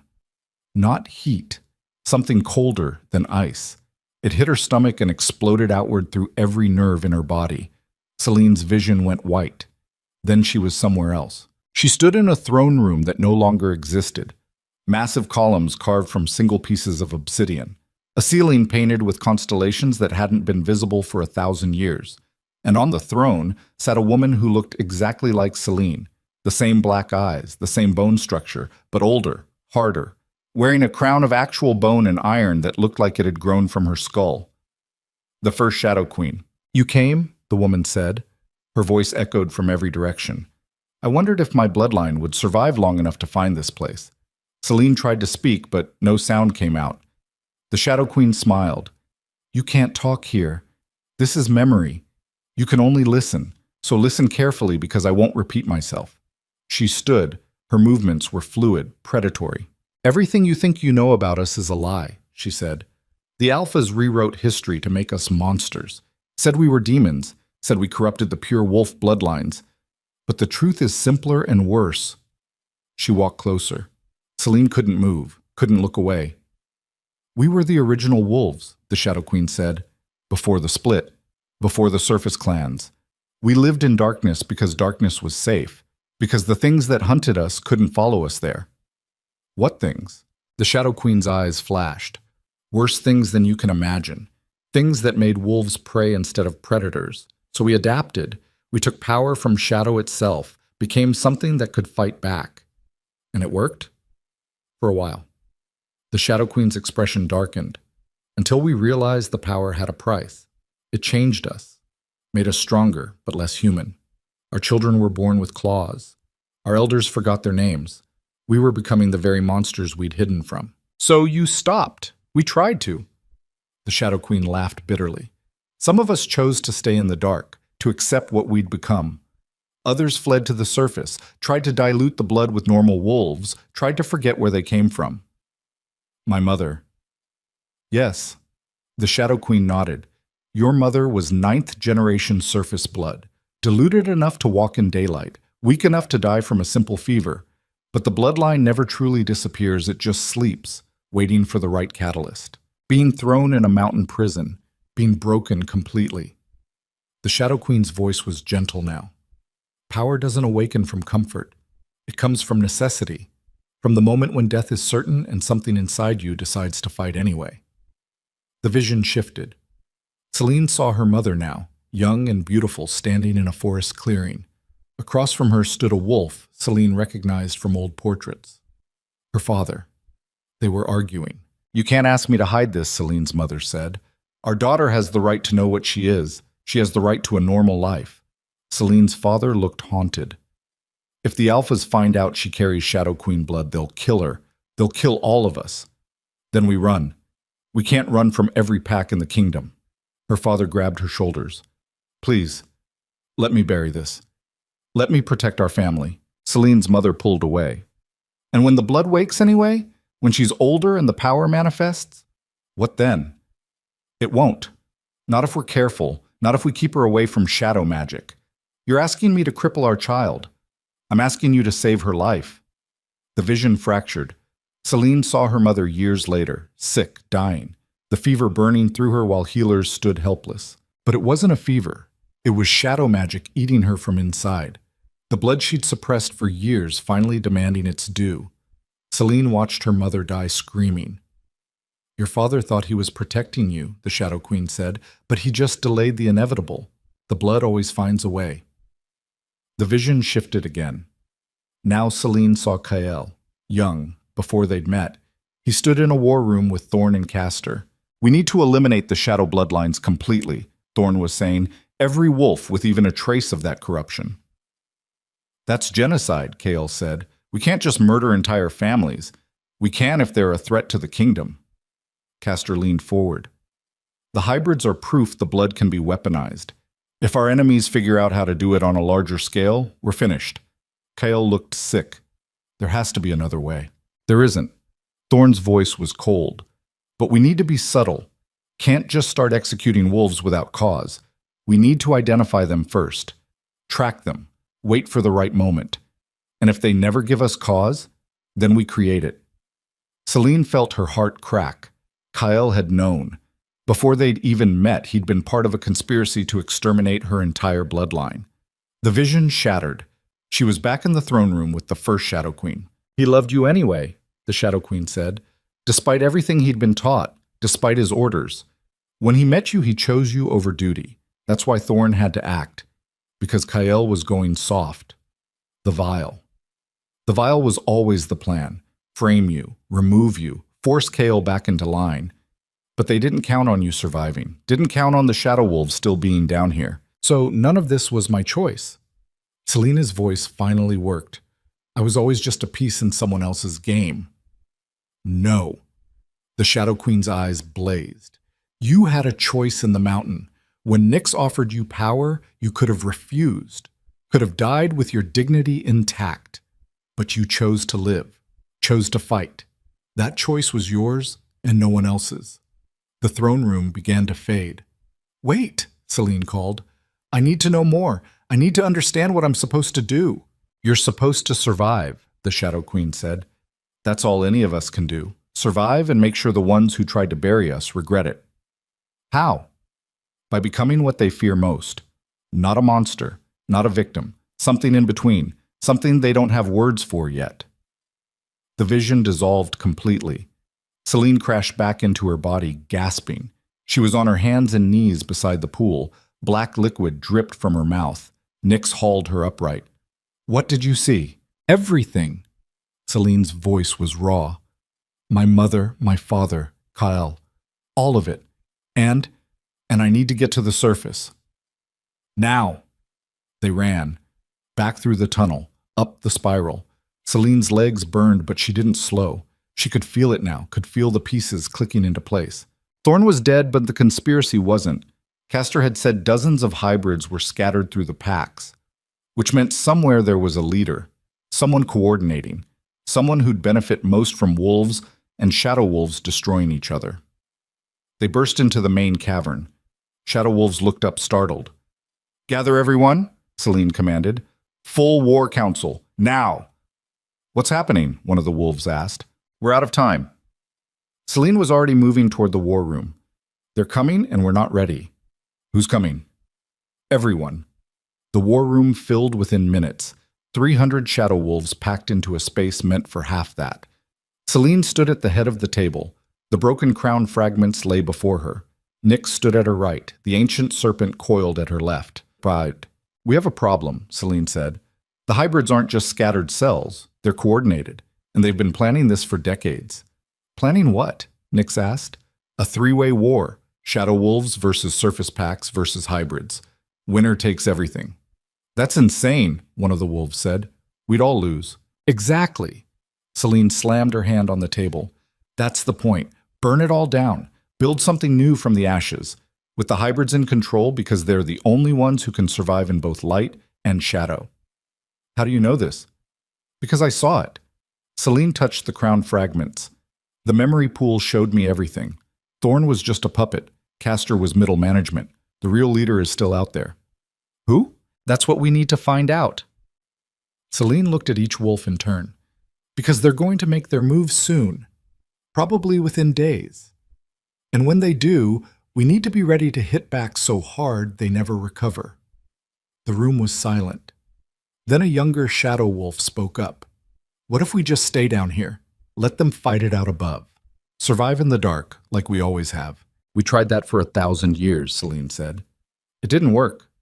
Eventually they came looking. Eventually they found us. And next time they will too. The only way to be safe is to make sure there's no next time. You're talking about conquest. I'm talking about survival. Celine's voice was iron. We go up there. We find the hybrid leader. We expose the conspiracy before it can launch. And we force every pack in the kingdom to acknowledge we have a right to exist. And if they refuse, then we remind them what happens when you try to genocide an entire species. One of the older wolves stepped forward. You're asking us to risk everything, to walk back into the light after 1,000 years in hiding. What if we lose? Then we die fighting instead of hiding. Celine met his eyes. I've done both. Fighting is better. The old wolf studied her. Then he dropped to one knee. I follow my queen, he said. One by one the others knelt. 300 shadow wolves pledging themselves to a war they might not survive. Celine felt the weight of it. Every life in this room was now hers to spend or save. Every death would be her responsibility. This was what leadership actually meant. Not crowns or thrones or pretty speeches, just the terrible mathematics of choosing who lives and who dies. She thought of Kyle standing in his war room making the same calculations, wondering if this was how he'd felt when he'd signed her death warrant. The difference was she knew these wolves, had bled with them, had earned their loyalty through trials instead of inheriting it through bloodline. If she spent their lives, it would be for something that mattered. On your feet, she said. We have work to do. The wolves rose. Nyx began organizing them into strike teams. The serpent slithered off to wake the other ancient creatures in the deep. Within an hour, the mountain was alive with preparation. Celine stood alone in her chamber. She'd changed into armor. Black leather reinforced with shadow-forged metal. It moved like silk but could turn a blade. She was strapping on her weapons when someone knocked. Enter. Kale walked in. Celine's hand went to her sword. How did you get in here? Your guards let me through. Kale looked exhausted. Said you'd left orders I was to be allowed. That was before. Celine didn't draw the blade but didn't release it either. What do you want? To help. Kael moved closer slowly. I know what I did. I know I can't undo it. But the kingdom is about to tear itself apart and I can't stop it alone. Not my problem. Yes, it is. Kael's voice was urgent. Because when the war starts, every pack will blame you. They'll say you came back with an army, say you started this, and they'll unite against you. Let them come. You can't fight the entire kingdom. Watch me. Kael grabbed her shoulders. Celine's hand clamped on his wrist, her claws extended. One wrong move and she'd open his veins. They stared at each other, inches apart, breathing hard. I love you, Kael whispered. I never stopped. Even when I thought you'd betrayed me, even when I signed the order. I loved you and I'll hate myself for what I did until the day I die. Love doesn't mean anything without trust. Celine's voice was cold. And you proved I can't trust you. Then let me earn it back. Let me stand with you. You want to help? Celine shoved him away. Find out who's leading the hybrids. Get me a name, a location, something I can actually use. Then maybe we can talk. I don't have that information. Then get it. You're the alpha. You have resources I don't, so use them. Kael's jaw clenched. And if I do? If I bring you what you need? Then I'll consider not killing you when this is over. The words hung between them. Brutal, honest. Kael nodded slowly. I'll find them, whatever it takes. He turned to leave. Kael. He stopped. Why did you really come here? Celine asked. Not to help, not to apologize. Why? Because I needed to see you. Kael didn't turn around, needed to know if there was anything left of the woman I married, or if she died in that mountain. Celine considered lying, considered twisting the knife. She died, Celine said quietly. But what came back is stronger. Remember that. Kael left without responding. Celine stood alone again. Her hands were shaking. She'd held a blade to her mate's throat and felt nothing but cold calculation. Part of her wondered if that made her a monster. The rest of her didn't care. The attack came at dawn 3 days later. Not on the mountain, on the capital. A runner burst into the war room where Celine was planning the offensive. She was covered in blood. Not all of it hers. The hybrids, she gasped. They hit Silvercrest. Dozens of them. They're slaughtering everyone. Celine was moving before the wolf finished talking. She grabbed her weapons and ran for the exit. Nyx caught her arm. This could be a trap. I don't care. Celine pulled free. If Kael dies now, I'll never get the information I need. That's not why you're going. Celine stopped, turned. You still love him, Nyx said. Despite everything. You're going because you can't let him die. I'm going because it's strategic. Liar. They stared at each other. Then Celine smiled. It didn't reach her eyes. Fine. I still love him. I still hate him. Both things are true. Now are you coming or not? Nyx's grin was fierce. I wouldn't miss it. They emerged from the mountain with 200 shadow wolves. The rest stayed behind to guard the deep archives. Celine led them through shadow. They moved faster than normal wolves could track, faster than should have been possible. The capital was burning when they arrived. Fires lit the sky. Smoke poured from broken windows. Bodies littered the streets. Wolves torn apart by claws that had come from their own kind. The hybrids had done this. Celine's rage was ice cold, controlled, absolute. Find survivors, she commanded. Get them to safety. Kill anything that tries to stop you. The shadow wolves scattered. Celine ran toward the palace. She could hear fighting, could smell blood and smoke and terror. The main gates were shattered. Inside the courtyard, wolves fought wolves, or what had been wolves. The hybrids were bigger now, stronger, like they'd stopped hiding what they were. Celine hit the nearest one at full speed. Her claws punched through its spine. It died without a sound. She moved to the next, and the next. Her body was a weapon, every strike lethal, every movement precise. This was what the trials had taught her. Not just how to fight, how to kill efficiently, how to turn rage into something useful.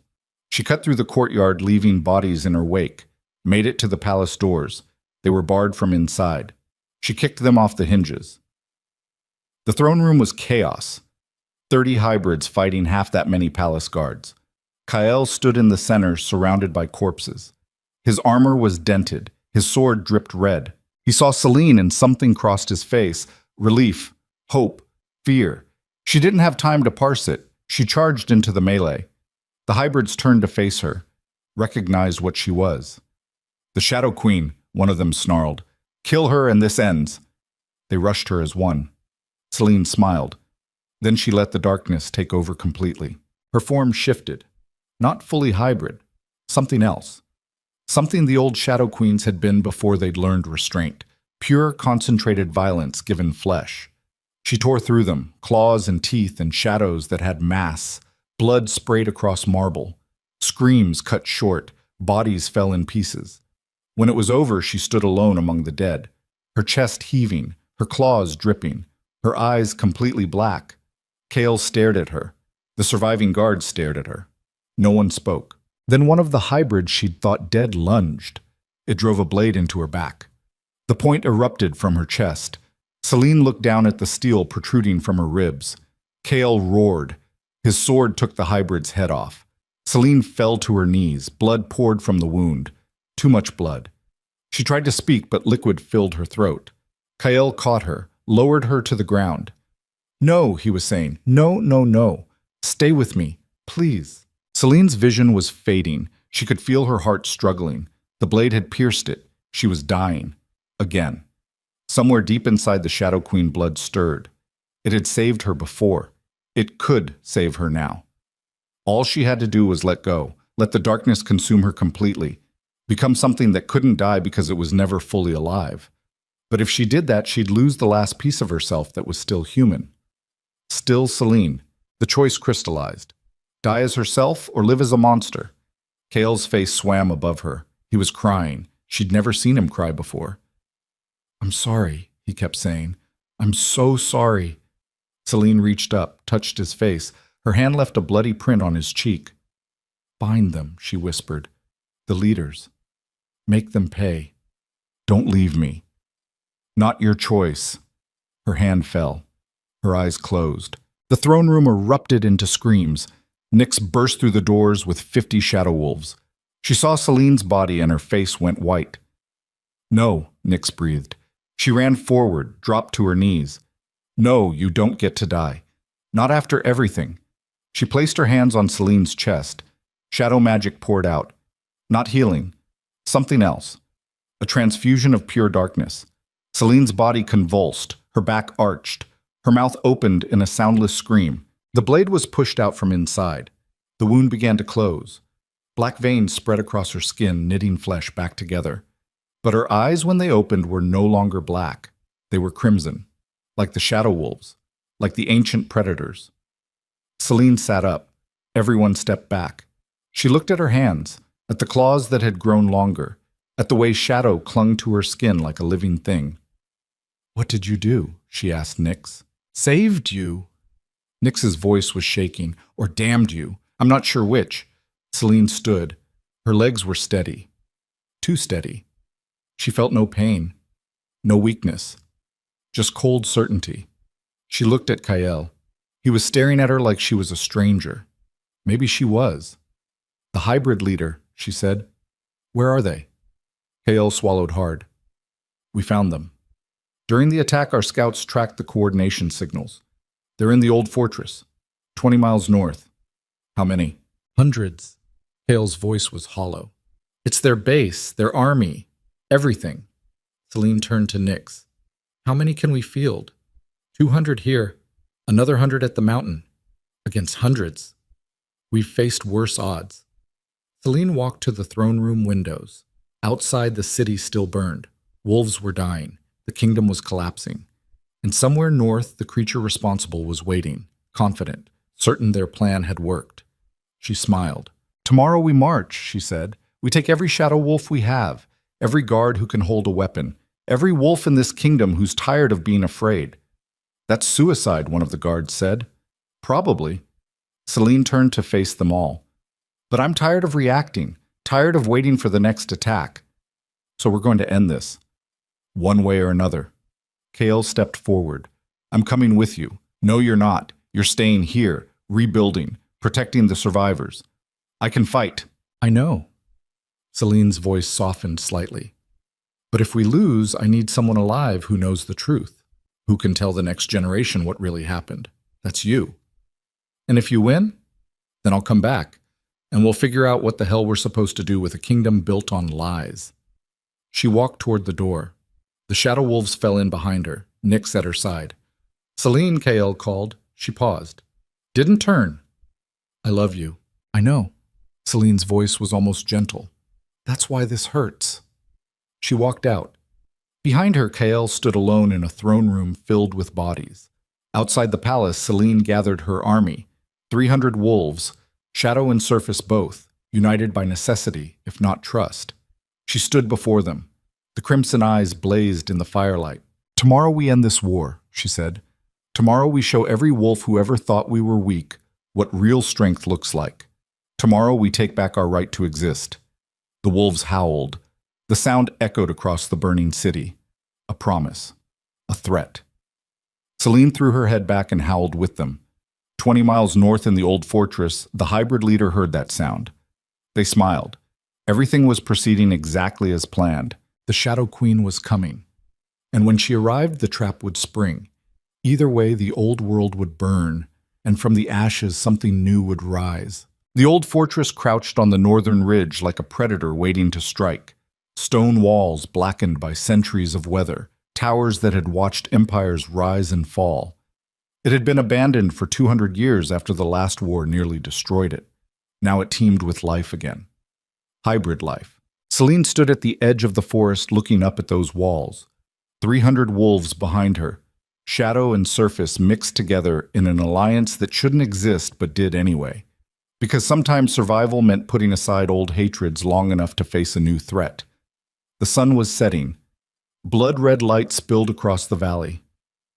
They're waiting for us, Nyx said quietly.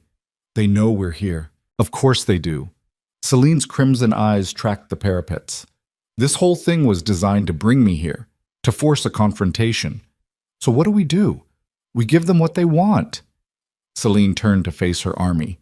But not the way they expect. She raised her voice so every wolf could hear. The hybrids want a war, she said.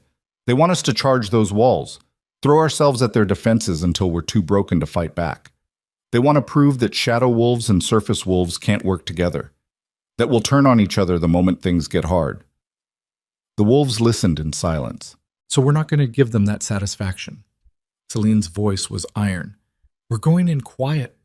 We're going in smart. And we're going to tear their leadership apart before they even know we're inside. How? One of the surface wolves asked. Those walls are 20 feet high and they'll have archers on every tower. We don't go over the walls. Celine looked at Nyx. We go under them. The shadow wolf's grin was vicious. The old sewers, they'll be guarded. By wolves who've never fought in complete darkness. Celine's eyes blazed. But we have. It took an hour to find the sewer entrance, a grate half buried in decades of sediment. They pried it open and the stench that poured out made even the shadow wolves gag. Lovely, Nyx muttered. Celine went first, dropped into darkness that swallowed her whole. Her feet hit stone 10 feet down. Water rushed past her ankles. Not water, something fouler. The others followed. One by one, 300 wolves descended into the fortress underbelly. The tunnel was tight, cramped. Some of the larger wolves had to crouch. They moved in silence. Every sound echoed wrong down here, amplified and distorted until you couldn't tell if footsteps were 10 feet away or 100. Celine's new eyes cut through the dark like it didn't exist. She could see every crack in the stone, every piece of debris floating past. The darkness that had once terrified her now felt like coming home. Maybe that should have scared her, the way she'd changed, the way she'd adapted to become something that belonged in places like this. But fear was a luxury she couldn't afford anymore. They reached a junction where 3 tunnels met. Celine raised her hand. The column stopped. Nyx moved up beside her. What is it? Guards, Celine pointed. 20 yards ahead, 4 of them. I don't hear anything. You will. Celine moved forward alone. Her footsteps made no sound. She'd learned that in the mountain trials. How to walk like shadow itself. how to be present without presence. The guards were hybrids, bigger than normal wolves but not fully transformed. They stood in a circle around a torch, talking in low voices. "This is stupid," one was saying. "Why are we down here? The action's going to be at the walls." "Orders," another replied. "The commander wants every entrance covered. The commander's paranoid. The commander kept us alive this long." Celine was 5 feet away now, close enough to smell their sweat, close enough to hear their hearts beating. She struck. The first guard died without a sound. Her claws opened his throat before his brain registered movement. The second turned and got her other hand through his chest. The third managed to draw a weapon before she broke his neck. The fourth ran. Celine caught him in 3 strides, slammed him against the wall. Her hand covered his mouth, cutting off the scream. "How many in the fortress?" she asked quietly. The hybrid's eyes were wild with terror. He tried to bite her hand. She squeezed until bones cracked. "How many?" 500, he gasped when she loosened her grip. "Maybe more. They've been gathering for weeks." "Where's the commander?" The hybrid laughed. It was a broken sound. "You'll never reach him. He's in the central tower, surrounded by his elite guard. You'd need an army to get through." "I have an army." Celine leaned closer. "What I need is a way in that doesn't involve fighting through 500 hybrids. There isn't one." "Liar." The hybrid's smile was bloody. "Kill me then. I'm not telling you anything." Celine studied him, saw the fanaticism in his eyes, the absolute certainty. This wolf would die before betraying his commander. She respected that, even as it frustrated her. "Fine," she said. Then she snapped his neck. The body dropped.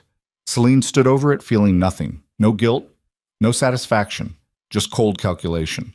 She'd become efficient at killing, too efficient, maybe, but efficiency kept her people alive, so she'd live with the cost. The army caught up. They saw the bodies. No one commented. They moved deeper. The tunnels opened into a massive cistern. Stone columns held up a vaulted ceiling. Water pooled in the center, reflecting nothing. Above them, Celine could hear footsteps. Voices. The fortress going about its business, unaware of the army gathering beneath it. "We're under the main courtyard," Nick said. "The central tower should be directly above us. How do we get up?" Celine looked at the ceiling, saw a grate 20 feet overhead. Light filtered through the gaps. She pointed. That. It took 15 minutes to get the grate open. They worked in silence. When it finally gave way, Celine pulled herself up into a storage room filled with weapons and armor. Empty. For now. She helped the others up. They filled the room. Too many wolves for the space, bodies pressed together. Celine moved to the door, pressed her ear against it, heard guards passing outside, counted their footsteps. 4 wolves, heavily armed. She waited until they passed, then opened the door and led her army into the fortress proper. They moved through corridors lit by torches, past rooms where hybrids slept or ate or sharpened weapons. No one saw them. No one raised an alarm. It was almost too easy. That thought made Celine's skin crawl. They reached the base of the central tower. A spiral staircase climbed into darkness. 2 guards stood watch at the bottom. Celine killed them both before they could blink. "Up," she commanded. The army surged forward, 300 wolves pouring up the stairs. The sound of their movement finally triggered alarms. Bells began ringing throughout the fortress. So much for stealth. The stairs opened into a great hall. And there, standing in the center, surrounded by 100 elite guards, was the hybrid commander. Celine stopped. The army spread out behind her. The commander smiled. He was massive, 8 feet tall, covered in muscle and scars. His eyes burned gold instead of crimson. "Hello, Celine," he said. His voice was cultured, almost gentle. "I was wondering when you'd arrive." Celine's claws extended. "Who are you? Don't you recognize me?" The commander tilted his head. "I suppose I have changed quite a bit. Last time you saw me, I was just another council member. Forgettable. Weak. Understanding hit like a fist." "Marcus," she whispered. "But you're dead. Kale said they executed you." "They executed someone," Marcus agreed.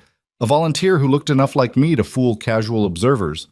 I've been here building my army while the surface world thought I was rotting in a grave." "Why? Why?" Marcus laughed. "Because I watched Thorn and Castor and all the other alphas play their little games for decades. Watched them fight over scraps of power while the kingdom rotted from within. I realized the only way to fix it was to burn it all down and start over, with you in charge. With hybrids in charge. Marcus gestured at his guards. We're the future Selene, not purely shadow, not purely surface. Something new, something that can survive in both worlds. By murdering everyone who disagrees, by removing the old guard who can't adapt. Marcus stepped forward. You of all wolves should understand. They threw you away. Buried you alive. You came back changed and stronger. That's what I'm offering the entire kingdom. Through genocide. Through evolution. Marcus' voice hardened. The weak die. The strong survive. That's nature. That's tyranny. Call it what you want. Marcus spread his arms. The result is the same. In 6 months, every pack will bow to hybrid rule or cease to exist. Selene's rage was ice cold. Over my dead body. That's the idea. Marcus smiled. Kill you. Blame the shadow wolves for the capital attack. Use the outrage to justify exterminating them completely. Then position hybrids as the saviors who avenge the fallen. It's elegant, really. You're insane. I'm practical. Marcus nodded to his guards. Kill her. Keep the body intact. We'll need it for the display. The guards charged. The great hall erupted into chaos. Shadow wolves met hybrid guards in a collision of claws and fury. Blood sprayed across stone. Screams echoed off vaulted ceilings. Selene fought her way toward Marcus. Every hybrid that got in her path died.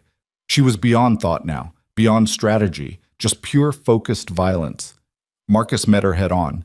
Their collision shattered the floor beneath them. They fell through into the room below, crashed through furniture, kept fighting. Marcus was strong. Stronger than anything Selene had faced, except maybe the ancient serpent. His claws opened gashes across her arms, her ribs, her face. But Selene had learned to ignore pain, had learned to keep moving even when her body screamed for her to stop. She drove her claws into his gut, felt them punch through muscle and organ. Marcus roared and headbutted her. Her vision exploded into stars. They separated, circled each other, both bleeding, both breathing hard. You can't win, Marcus said. Even if you kill me, the movement continues. There are cells in every major pack, hybrids in positions of power. You're fighting an idea, Selene. And ideas don't die. No. Selene smiled through bloody teeth. But the wolves who spread them do. She attacked, not with claws this time, with shadow itself. She'd learned this in the trials. How to weaponize darkness. How to make it solid and sharp and lethal. The shadows wrapped around Marcus like chains, pulled tight. He struggled, but they held. Selene walked forward, placed her hand on his chest. You want to talk about evolution? She said quietly.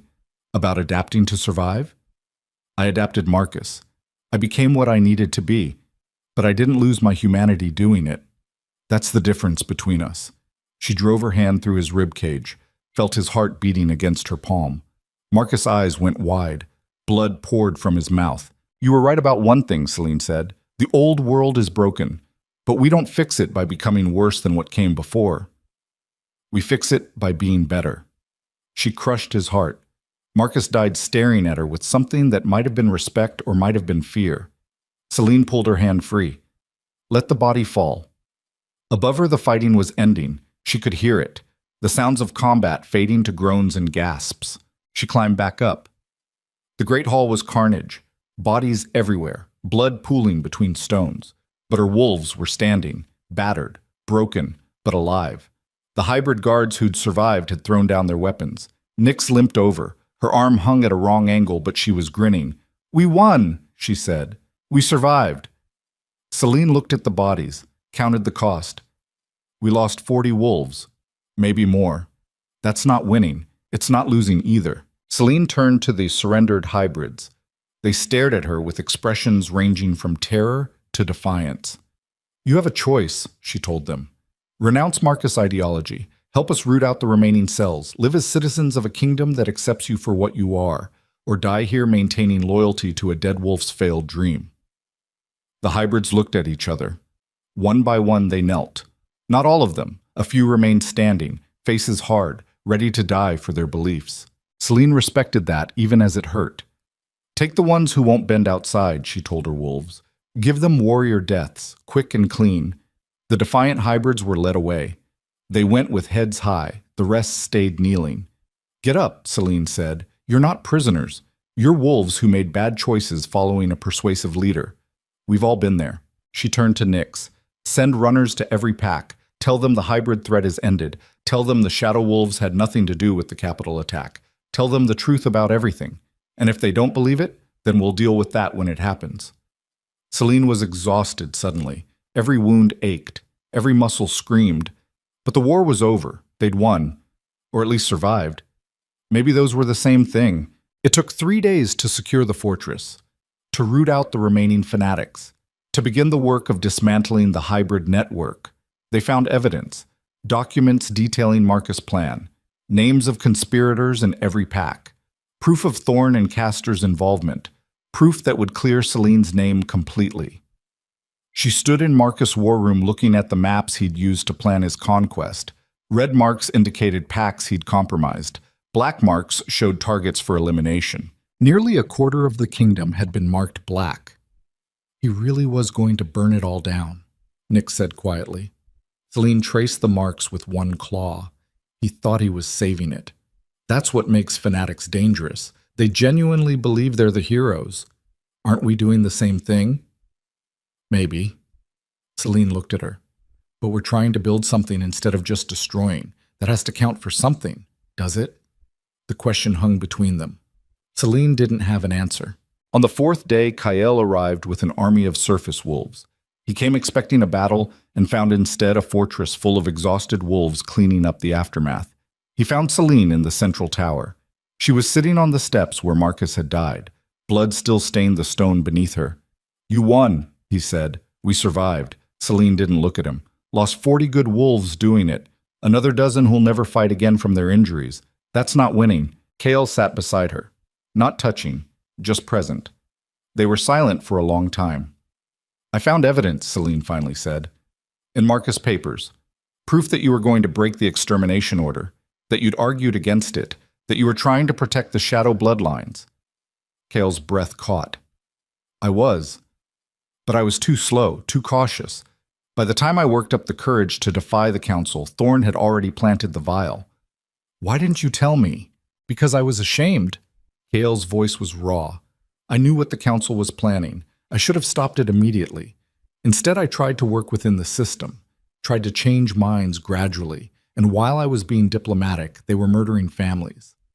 You're not responsible for their actions. I'm responsible for my inaction. Kael finally looked at her. I let fear of losing my position stop me from doing what was right, and 17 wolves died because of it. 18. Celine met his eyes. I died too. Maybe not physically at first, but the woman you married, she died in that prison cell. What came back is something else. I can see that. They looked at each other, really looked, seeing the damage, the scars, the ways they'd both been broken and reforged. I don't know if I can forgive you, Celine said quietly. I don't know if what you did can be forgiven. I know, but I also know you're trying, that you're here, that you came even though you knew I might kill you for what you did. I would have deserved it. Probably. Celine's smile was tired. But that's not who I want to be. The Shadow Queen who rules through fear and punishment. I've seen where that path leads. Marcus walked it all the way to madness. So what do you want to be? I don't know yet. Celine stood. But I know I'm tired of defining myself by what was done to me. Tired of letting my trauma make all my decisions. What changed? I did. Celine looked down at him. I spent months becoming a weapon, becoming something strong enough to survive. But strength isn't the same as wisdom. Power isn't the same as peace. I learned that watching Marcus die, still believing he was right. And now? Now I figure out how to be strong without being cruel. Powerful without being tyrannical. How to build instead of just breaking. That's going to be hard. Everything worth doing is. Kael stood. We could do it together. Rebuild the kingdom. Create something better than what came before. Maybe. Celine turned away. But not yet. I'm not ready to stand beside you again. Too much has happened. Too much pain. I understand. Do you? Celine looked back. Because I need you to really understand. This isn't me being cruel. This isn't punishment. I just need time to figure out who I am now, what I want, what kind of life I'm trying to build. Take all the time you need, Kael's voice was steady. I'll be here when you're ready, and if you're never ready, I'll accept that too. Why? Because I love you. Kael's eyes held hers. Not the version of you that existed before, but who you are now. Scars and claws and crimson eyes and all. I love you and I'll wait as long as it takes. The words hit harder than any blade. Celine felt something crack inside her chest. Not breaking, opening. I don't know if I love you anymore, she whispered. I don't know what I feel. That's okay. Is it? Yes. Kael smiled. It's honest, and that's more than we've had in a long time. Celine nodded slowly. Then leave. Take your army. Go back to Silvercrest. Start the work of rebuilding. And you? I'm taking the Shadow Wolves home, to the mountain. We'll help root out the remaining hybrid cells. Make sure this really is over. Then we'll see. Will you come back? Eventually. Celine met his eyes. But on my terms. In my time. When I'm ready. I'll wait. Kael left without touching her, without trying to force a connection that didn't exist yet. Celine watched him go and felt something that might have been relief or might have been grief. Maybe both. The journey back to Black Hollow Mountain took 2 weeks. They moved slowly. Many of the wolves were injured. All of them were exhausted. When they finally saw the mountain rising against the sky, Celine felt something she hadn't expected. Relief, like coming home. The mountain that had been her prison was now her sanctuary. The darkness that had terrified her was now comfortable. She'd changed, fundamentally, irrevocably, but maybe that was okay. They descended into the depths, into the kingdom beneath the kingdom. The Shadow Wolves who'd stayed behind greeted them with howls that echoed through stone. Celine stood in the great cavern and looked at her people. 300 wolves who'd followed her into battle, who'd trusted her leadership, who'd survived because she'd made the right calls. The weight of that settled on her shoulders. This was what leadership actually meant. Not crowns or thrones or pretty speeches, just the daily work of keeping your people alive and safe and hopeful. She could do that, would do that, but she'd do it her way. Over the following months, the Shadow Wolves emerged from hiding, not as conquerors, as citizens. They integrated slowly into surface society. Some packs welcomed them. Others remained hostile. But the hostility was manageable now, based on prejudice instead of orchestrated genocide. They could work with prejudice. Celine spent her days mediating disputes, building alliances, teaching surface wolves that shadow wolves weren't monsters, just wolves who'd adapted differently. It was exhausting work, frustrating work, but it mattered. At night, she'd stand at the mountain entrance and look toward Silvercrest, toward the capital where Kael was doing his own rebuilding. Sometimes she wondered what would have happened if things had been different, if Thorn had never planted that vial, if she and Kael had been allowed to just be happy. But those thoughts were pointless. You couldn't change the past. You could only decide what to do with the present. 6 months after the fortress battle, a runner came from Silvercrest. He carried a message sealed with Kael's mark. Celine opened it alone in her chamber. The message was simple. The kingdom is hosting a unity celebration. All packs are invited, the Shadow Wolves especially. I hope you'll come. I miss you. No demands, no expectations, just an invitation. Celine stared at the words for a long time. Then she called for Nyx. Pack your formal gear, she said. We're going to a party. Nyx raised an eyebrow. You're ready for that? I don't know. Celine folded the message. But I won't figure it out hiding in the dark. The celebration was massive.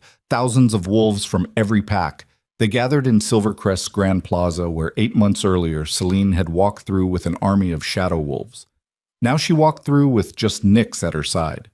Both wore formal armor, black and silver, elegant but functional. Wolves stared as they passed, some with curiosity, some with fear, some with barely disguised hatred. Celine met every gaze steadily. She wasn't the broken Luna they'd condemned anymore. She was the Shadow Queen who'd stopped a war. Let them look. Let them judge. She'd earned her place here through blood and pain and choices that would haunt her forever. Kael stood at the center of the plaza. He wore the formal regalia of his station, gold and white. He looked older than she remembered, tired. But when he saw her, his face lit up. Celine felt her heart skip. Maybe there was still something there after all. She approached slowly. The crowd parted. By the time she reached him, the entire plaza had gone silent. "You came," Kyle said. "You invited me." Celine's voice was steady. "I'm trying to be better about accepting invitations." A smile tugged at his lips. "How's the mountain?" "Crowded." "How's the capital?" "Chaotic." "We're still finding hybrid cells. Still dealing with the aftermath. It'll take time." "Years, probably." Kale looked at her, at the crimson eyes that would never be silver again. "I don't suppose you'd consider coming back, helping rebuild from the inside?" Celine considered it, really considered it. "Not yet," she finally said. "I'm not ready. Maybe I never will be. But I'm willing to visit, to help when I can, to try. That's more than I hoped for." "Don't get too excited." Celine's smile was wry. "I'm still deciding if I can trust you, if we can ever have what we had before." "We can't!" Kael's honesty surprised her. What we had before was built on assumptions that turned out to be lies. But maybe we can build something new, something stronger because it's built on truth instead of fantasy. Maybe. They stood facing each other, the entire kingdom watching. Then Kael extended his hand. Celine looked at it, at the gesture, at what it represented. A new beginning. A choice to move forward instead of staying trapped in the past. She took his hand. The crowd erupted into cheers. Celine let herself be pulled into his embrace, let herself feel the warmth of his arms, let herself remember what it was like to be held by someone who loved her. It didn't fix everything, didn't erase the pain or the betrayal or the months she'd spent buried alive. But it was a start. And sometimes that was enough. The celebration continued late into the night. Wolves danced and drank and celebrated the fragile peace they'd built. Celine stood on a balcony overlooking it all, Kael beside her, not touching, just present. "What are you thinking?" he asked. "That this is fragile," she said, "that it could all fall apart tomorrow, that we're one crisis away from everything collapsing again." Probably true. But for tonight it's holding. For tonight, wolves who wanted to kill each other 8 months ago are drinking together. That's something. It's everything. Kael looked at her. "You did that. You forced us to see each other as something other than enemies." "We did it," Celine corrected. "You, me, Nyx, every wolf who chose to fight for something better instead of just fighting." "Still." Kael's smile was soft. "You started it. You crawled out of that mountain and refused to let hatred define you. That took courage I'm not sure I have." "You have it." Celine finally looked at him. "You proved it by letting me go, by not trying to force me to forgive you, by giving me the space to figure out who I am now." "And who are you?" "I'm still deciding." Celine turned back to the plaza. "But I know I'm not just a victim, not just a weapon. I'm someone who survived the worst thing that ever happened to her and chose to build instead of destroy. That's more than most can say. It's enough. For now." They stood in comfortable silence. Below, the celebration continued. Life going on despite everything that had tried to stop it. Celine felt the bone fragments in her pocket. She'd carried them since the fortress. Pieces of the crown that had broken when she'd nearly died. She pulled them out, looked at them in the moonlight. "What are you going to do with those?" Kael asked. Kael. "I don't know." Celine turned them over in her hands. "Part of me wants to reforge them, reclaim the title, be the Shadow Queen officially. And the other part wants to throw them away. Stop defining myself by titles and crowns and what other people expect me to be." "What will you choose?" Celine looked at the fragments, at the pieces of who she'd been. Then she threw them off the balcony. They fell into darkness and disappeared. "Neither," she said. "I am not the Shadow Queen. I'm not the Broken Luna. I'm just Celine, a wolf who survived. Who's trying to build a life worth living?" Hale smiled. "I can live with that." "Good." Celine turned to face him fully. "Because that's all I have to offer right now. Not a queen, not a mate, just me. Damaged and dangerous and trying. That's more than enough." "Is it?" "Yes." Kael's voice was certain. Because you're here. Because you're trying. Because despite everything that was done to you, you're still choosing to hope. That's the bravest thing I've ever seen. Celine felt tears sting her eyes. The first she'd cried since the mountain. She let them fall. Kael pulled her close. She let him. Let herself break down. Let herself feel all the pain and fear and exhaustion she'd been holding back for months. And when the tears finally stopped, she felt lighter. Not healed, not whole, but lighter. It was a start. The celebration ended as dawn broke. Wolves stumbled home exhausted and happy. The plaza emptied slowly. Celine and Nyx prepared to leave. They'd stay one more day to handle diplomatic matters. Then back to the mountain. But as Celine walked toward the gate, she stopped, turned back. Kael stood in the plaza, alone, watching her go. Their eyes met across the distance. Celine raised her hand, a small wave, a promise that this wasn't goodbye forever. Kael waved back. Then Celine turned and walked away, Nyx at her side, the shadow wolves following. They had work to do, a kingdom to rebuild, a future to forge from the ashes of the past. It wouldn't be easy. Nothing worth doing ever was. But for the first time since she'd been thrown into that mountain, Celine felt something she'd thought she'd lost forever. Hope. Not the naive hope of her youth, but something harder. Something earned through suffering and survival. The hope of someone who'd died and chosen to come back anyway. Who'd been broken and refused to stay that way. Who'd been buried alive and clawed her way back to the surface. That kind of hope couldn't be killed. Couldn't be crushed. Couldn't be taken away. Because it wasn't based on circumstances. It was based on choice. The choice to keep going, to keep fighting, to keep believing that tomorrow could be better than today. Celine made that choice with every step. And as she walked into the sunrise, she knew she'd keep making it. For as long as it took. For as long as she drew breath. Because that's what survivors did. They survived. And then they built something beautiful from the wreckage. The mountain waited in the distance. Home now, instead of prison. Celine smiled. Then she and her wolves walked toward it together. Not as monsters. Not as victims. Just as wolves who'd learned that the strongest weapon wasn't claws or fangs or shadow magic. It was the refusal to let darkness have the final word.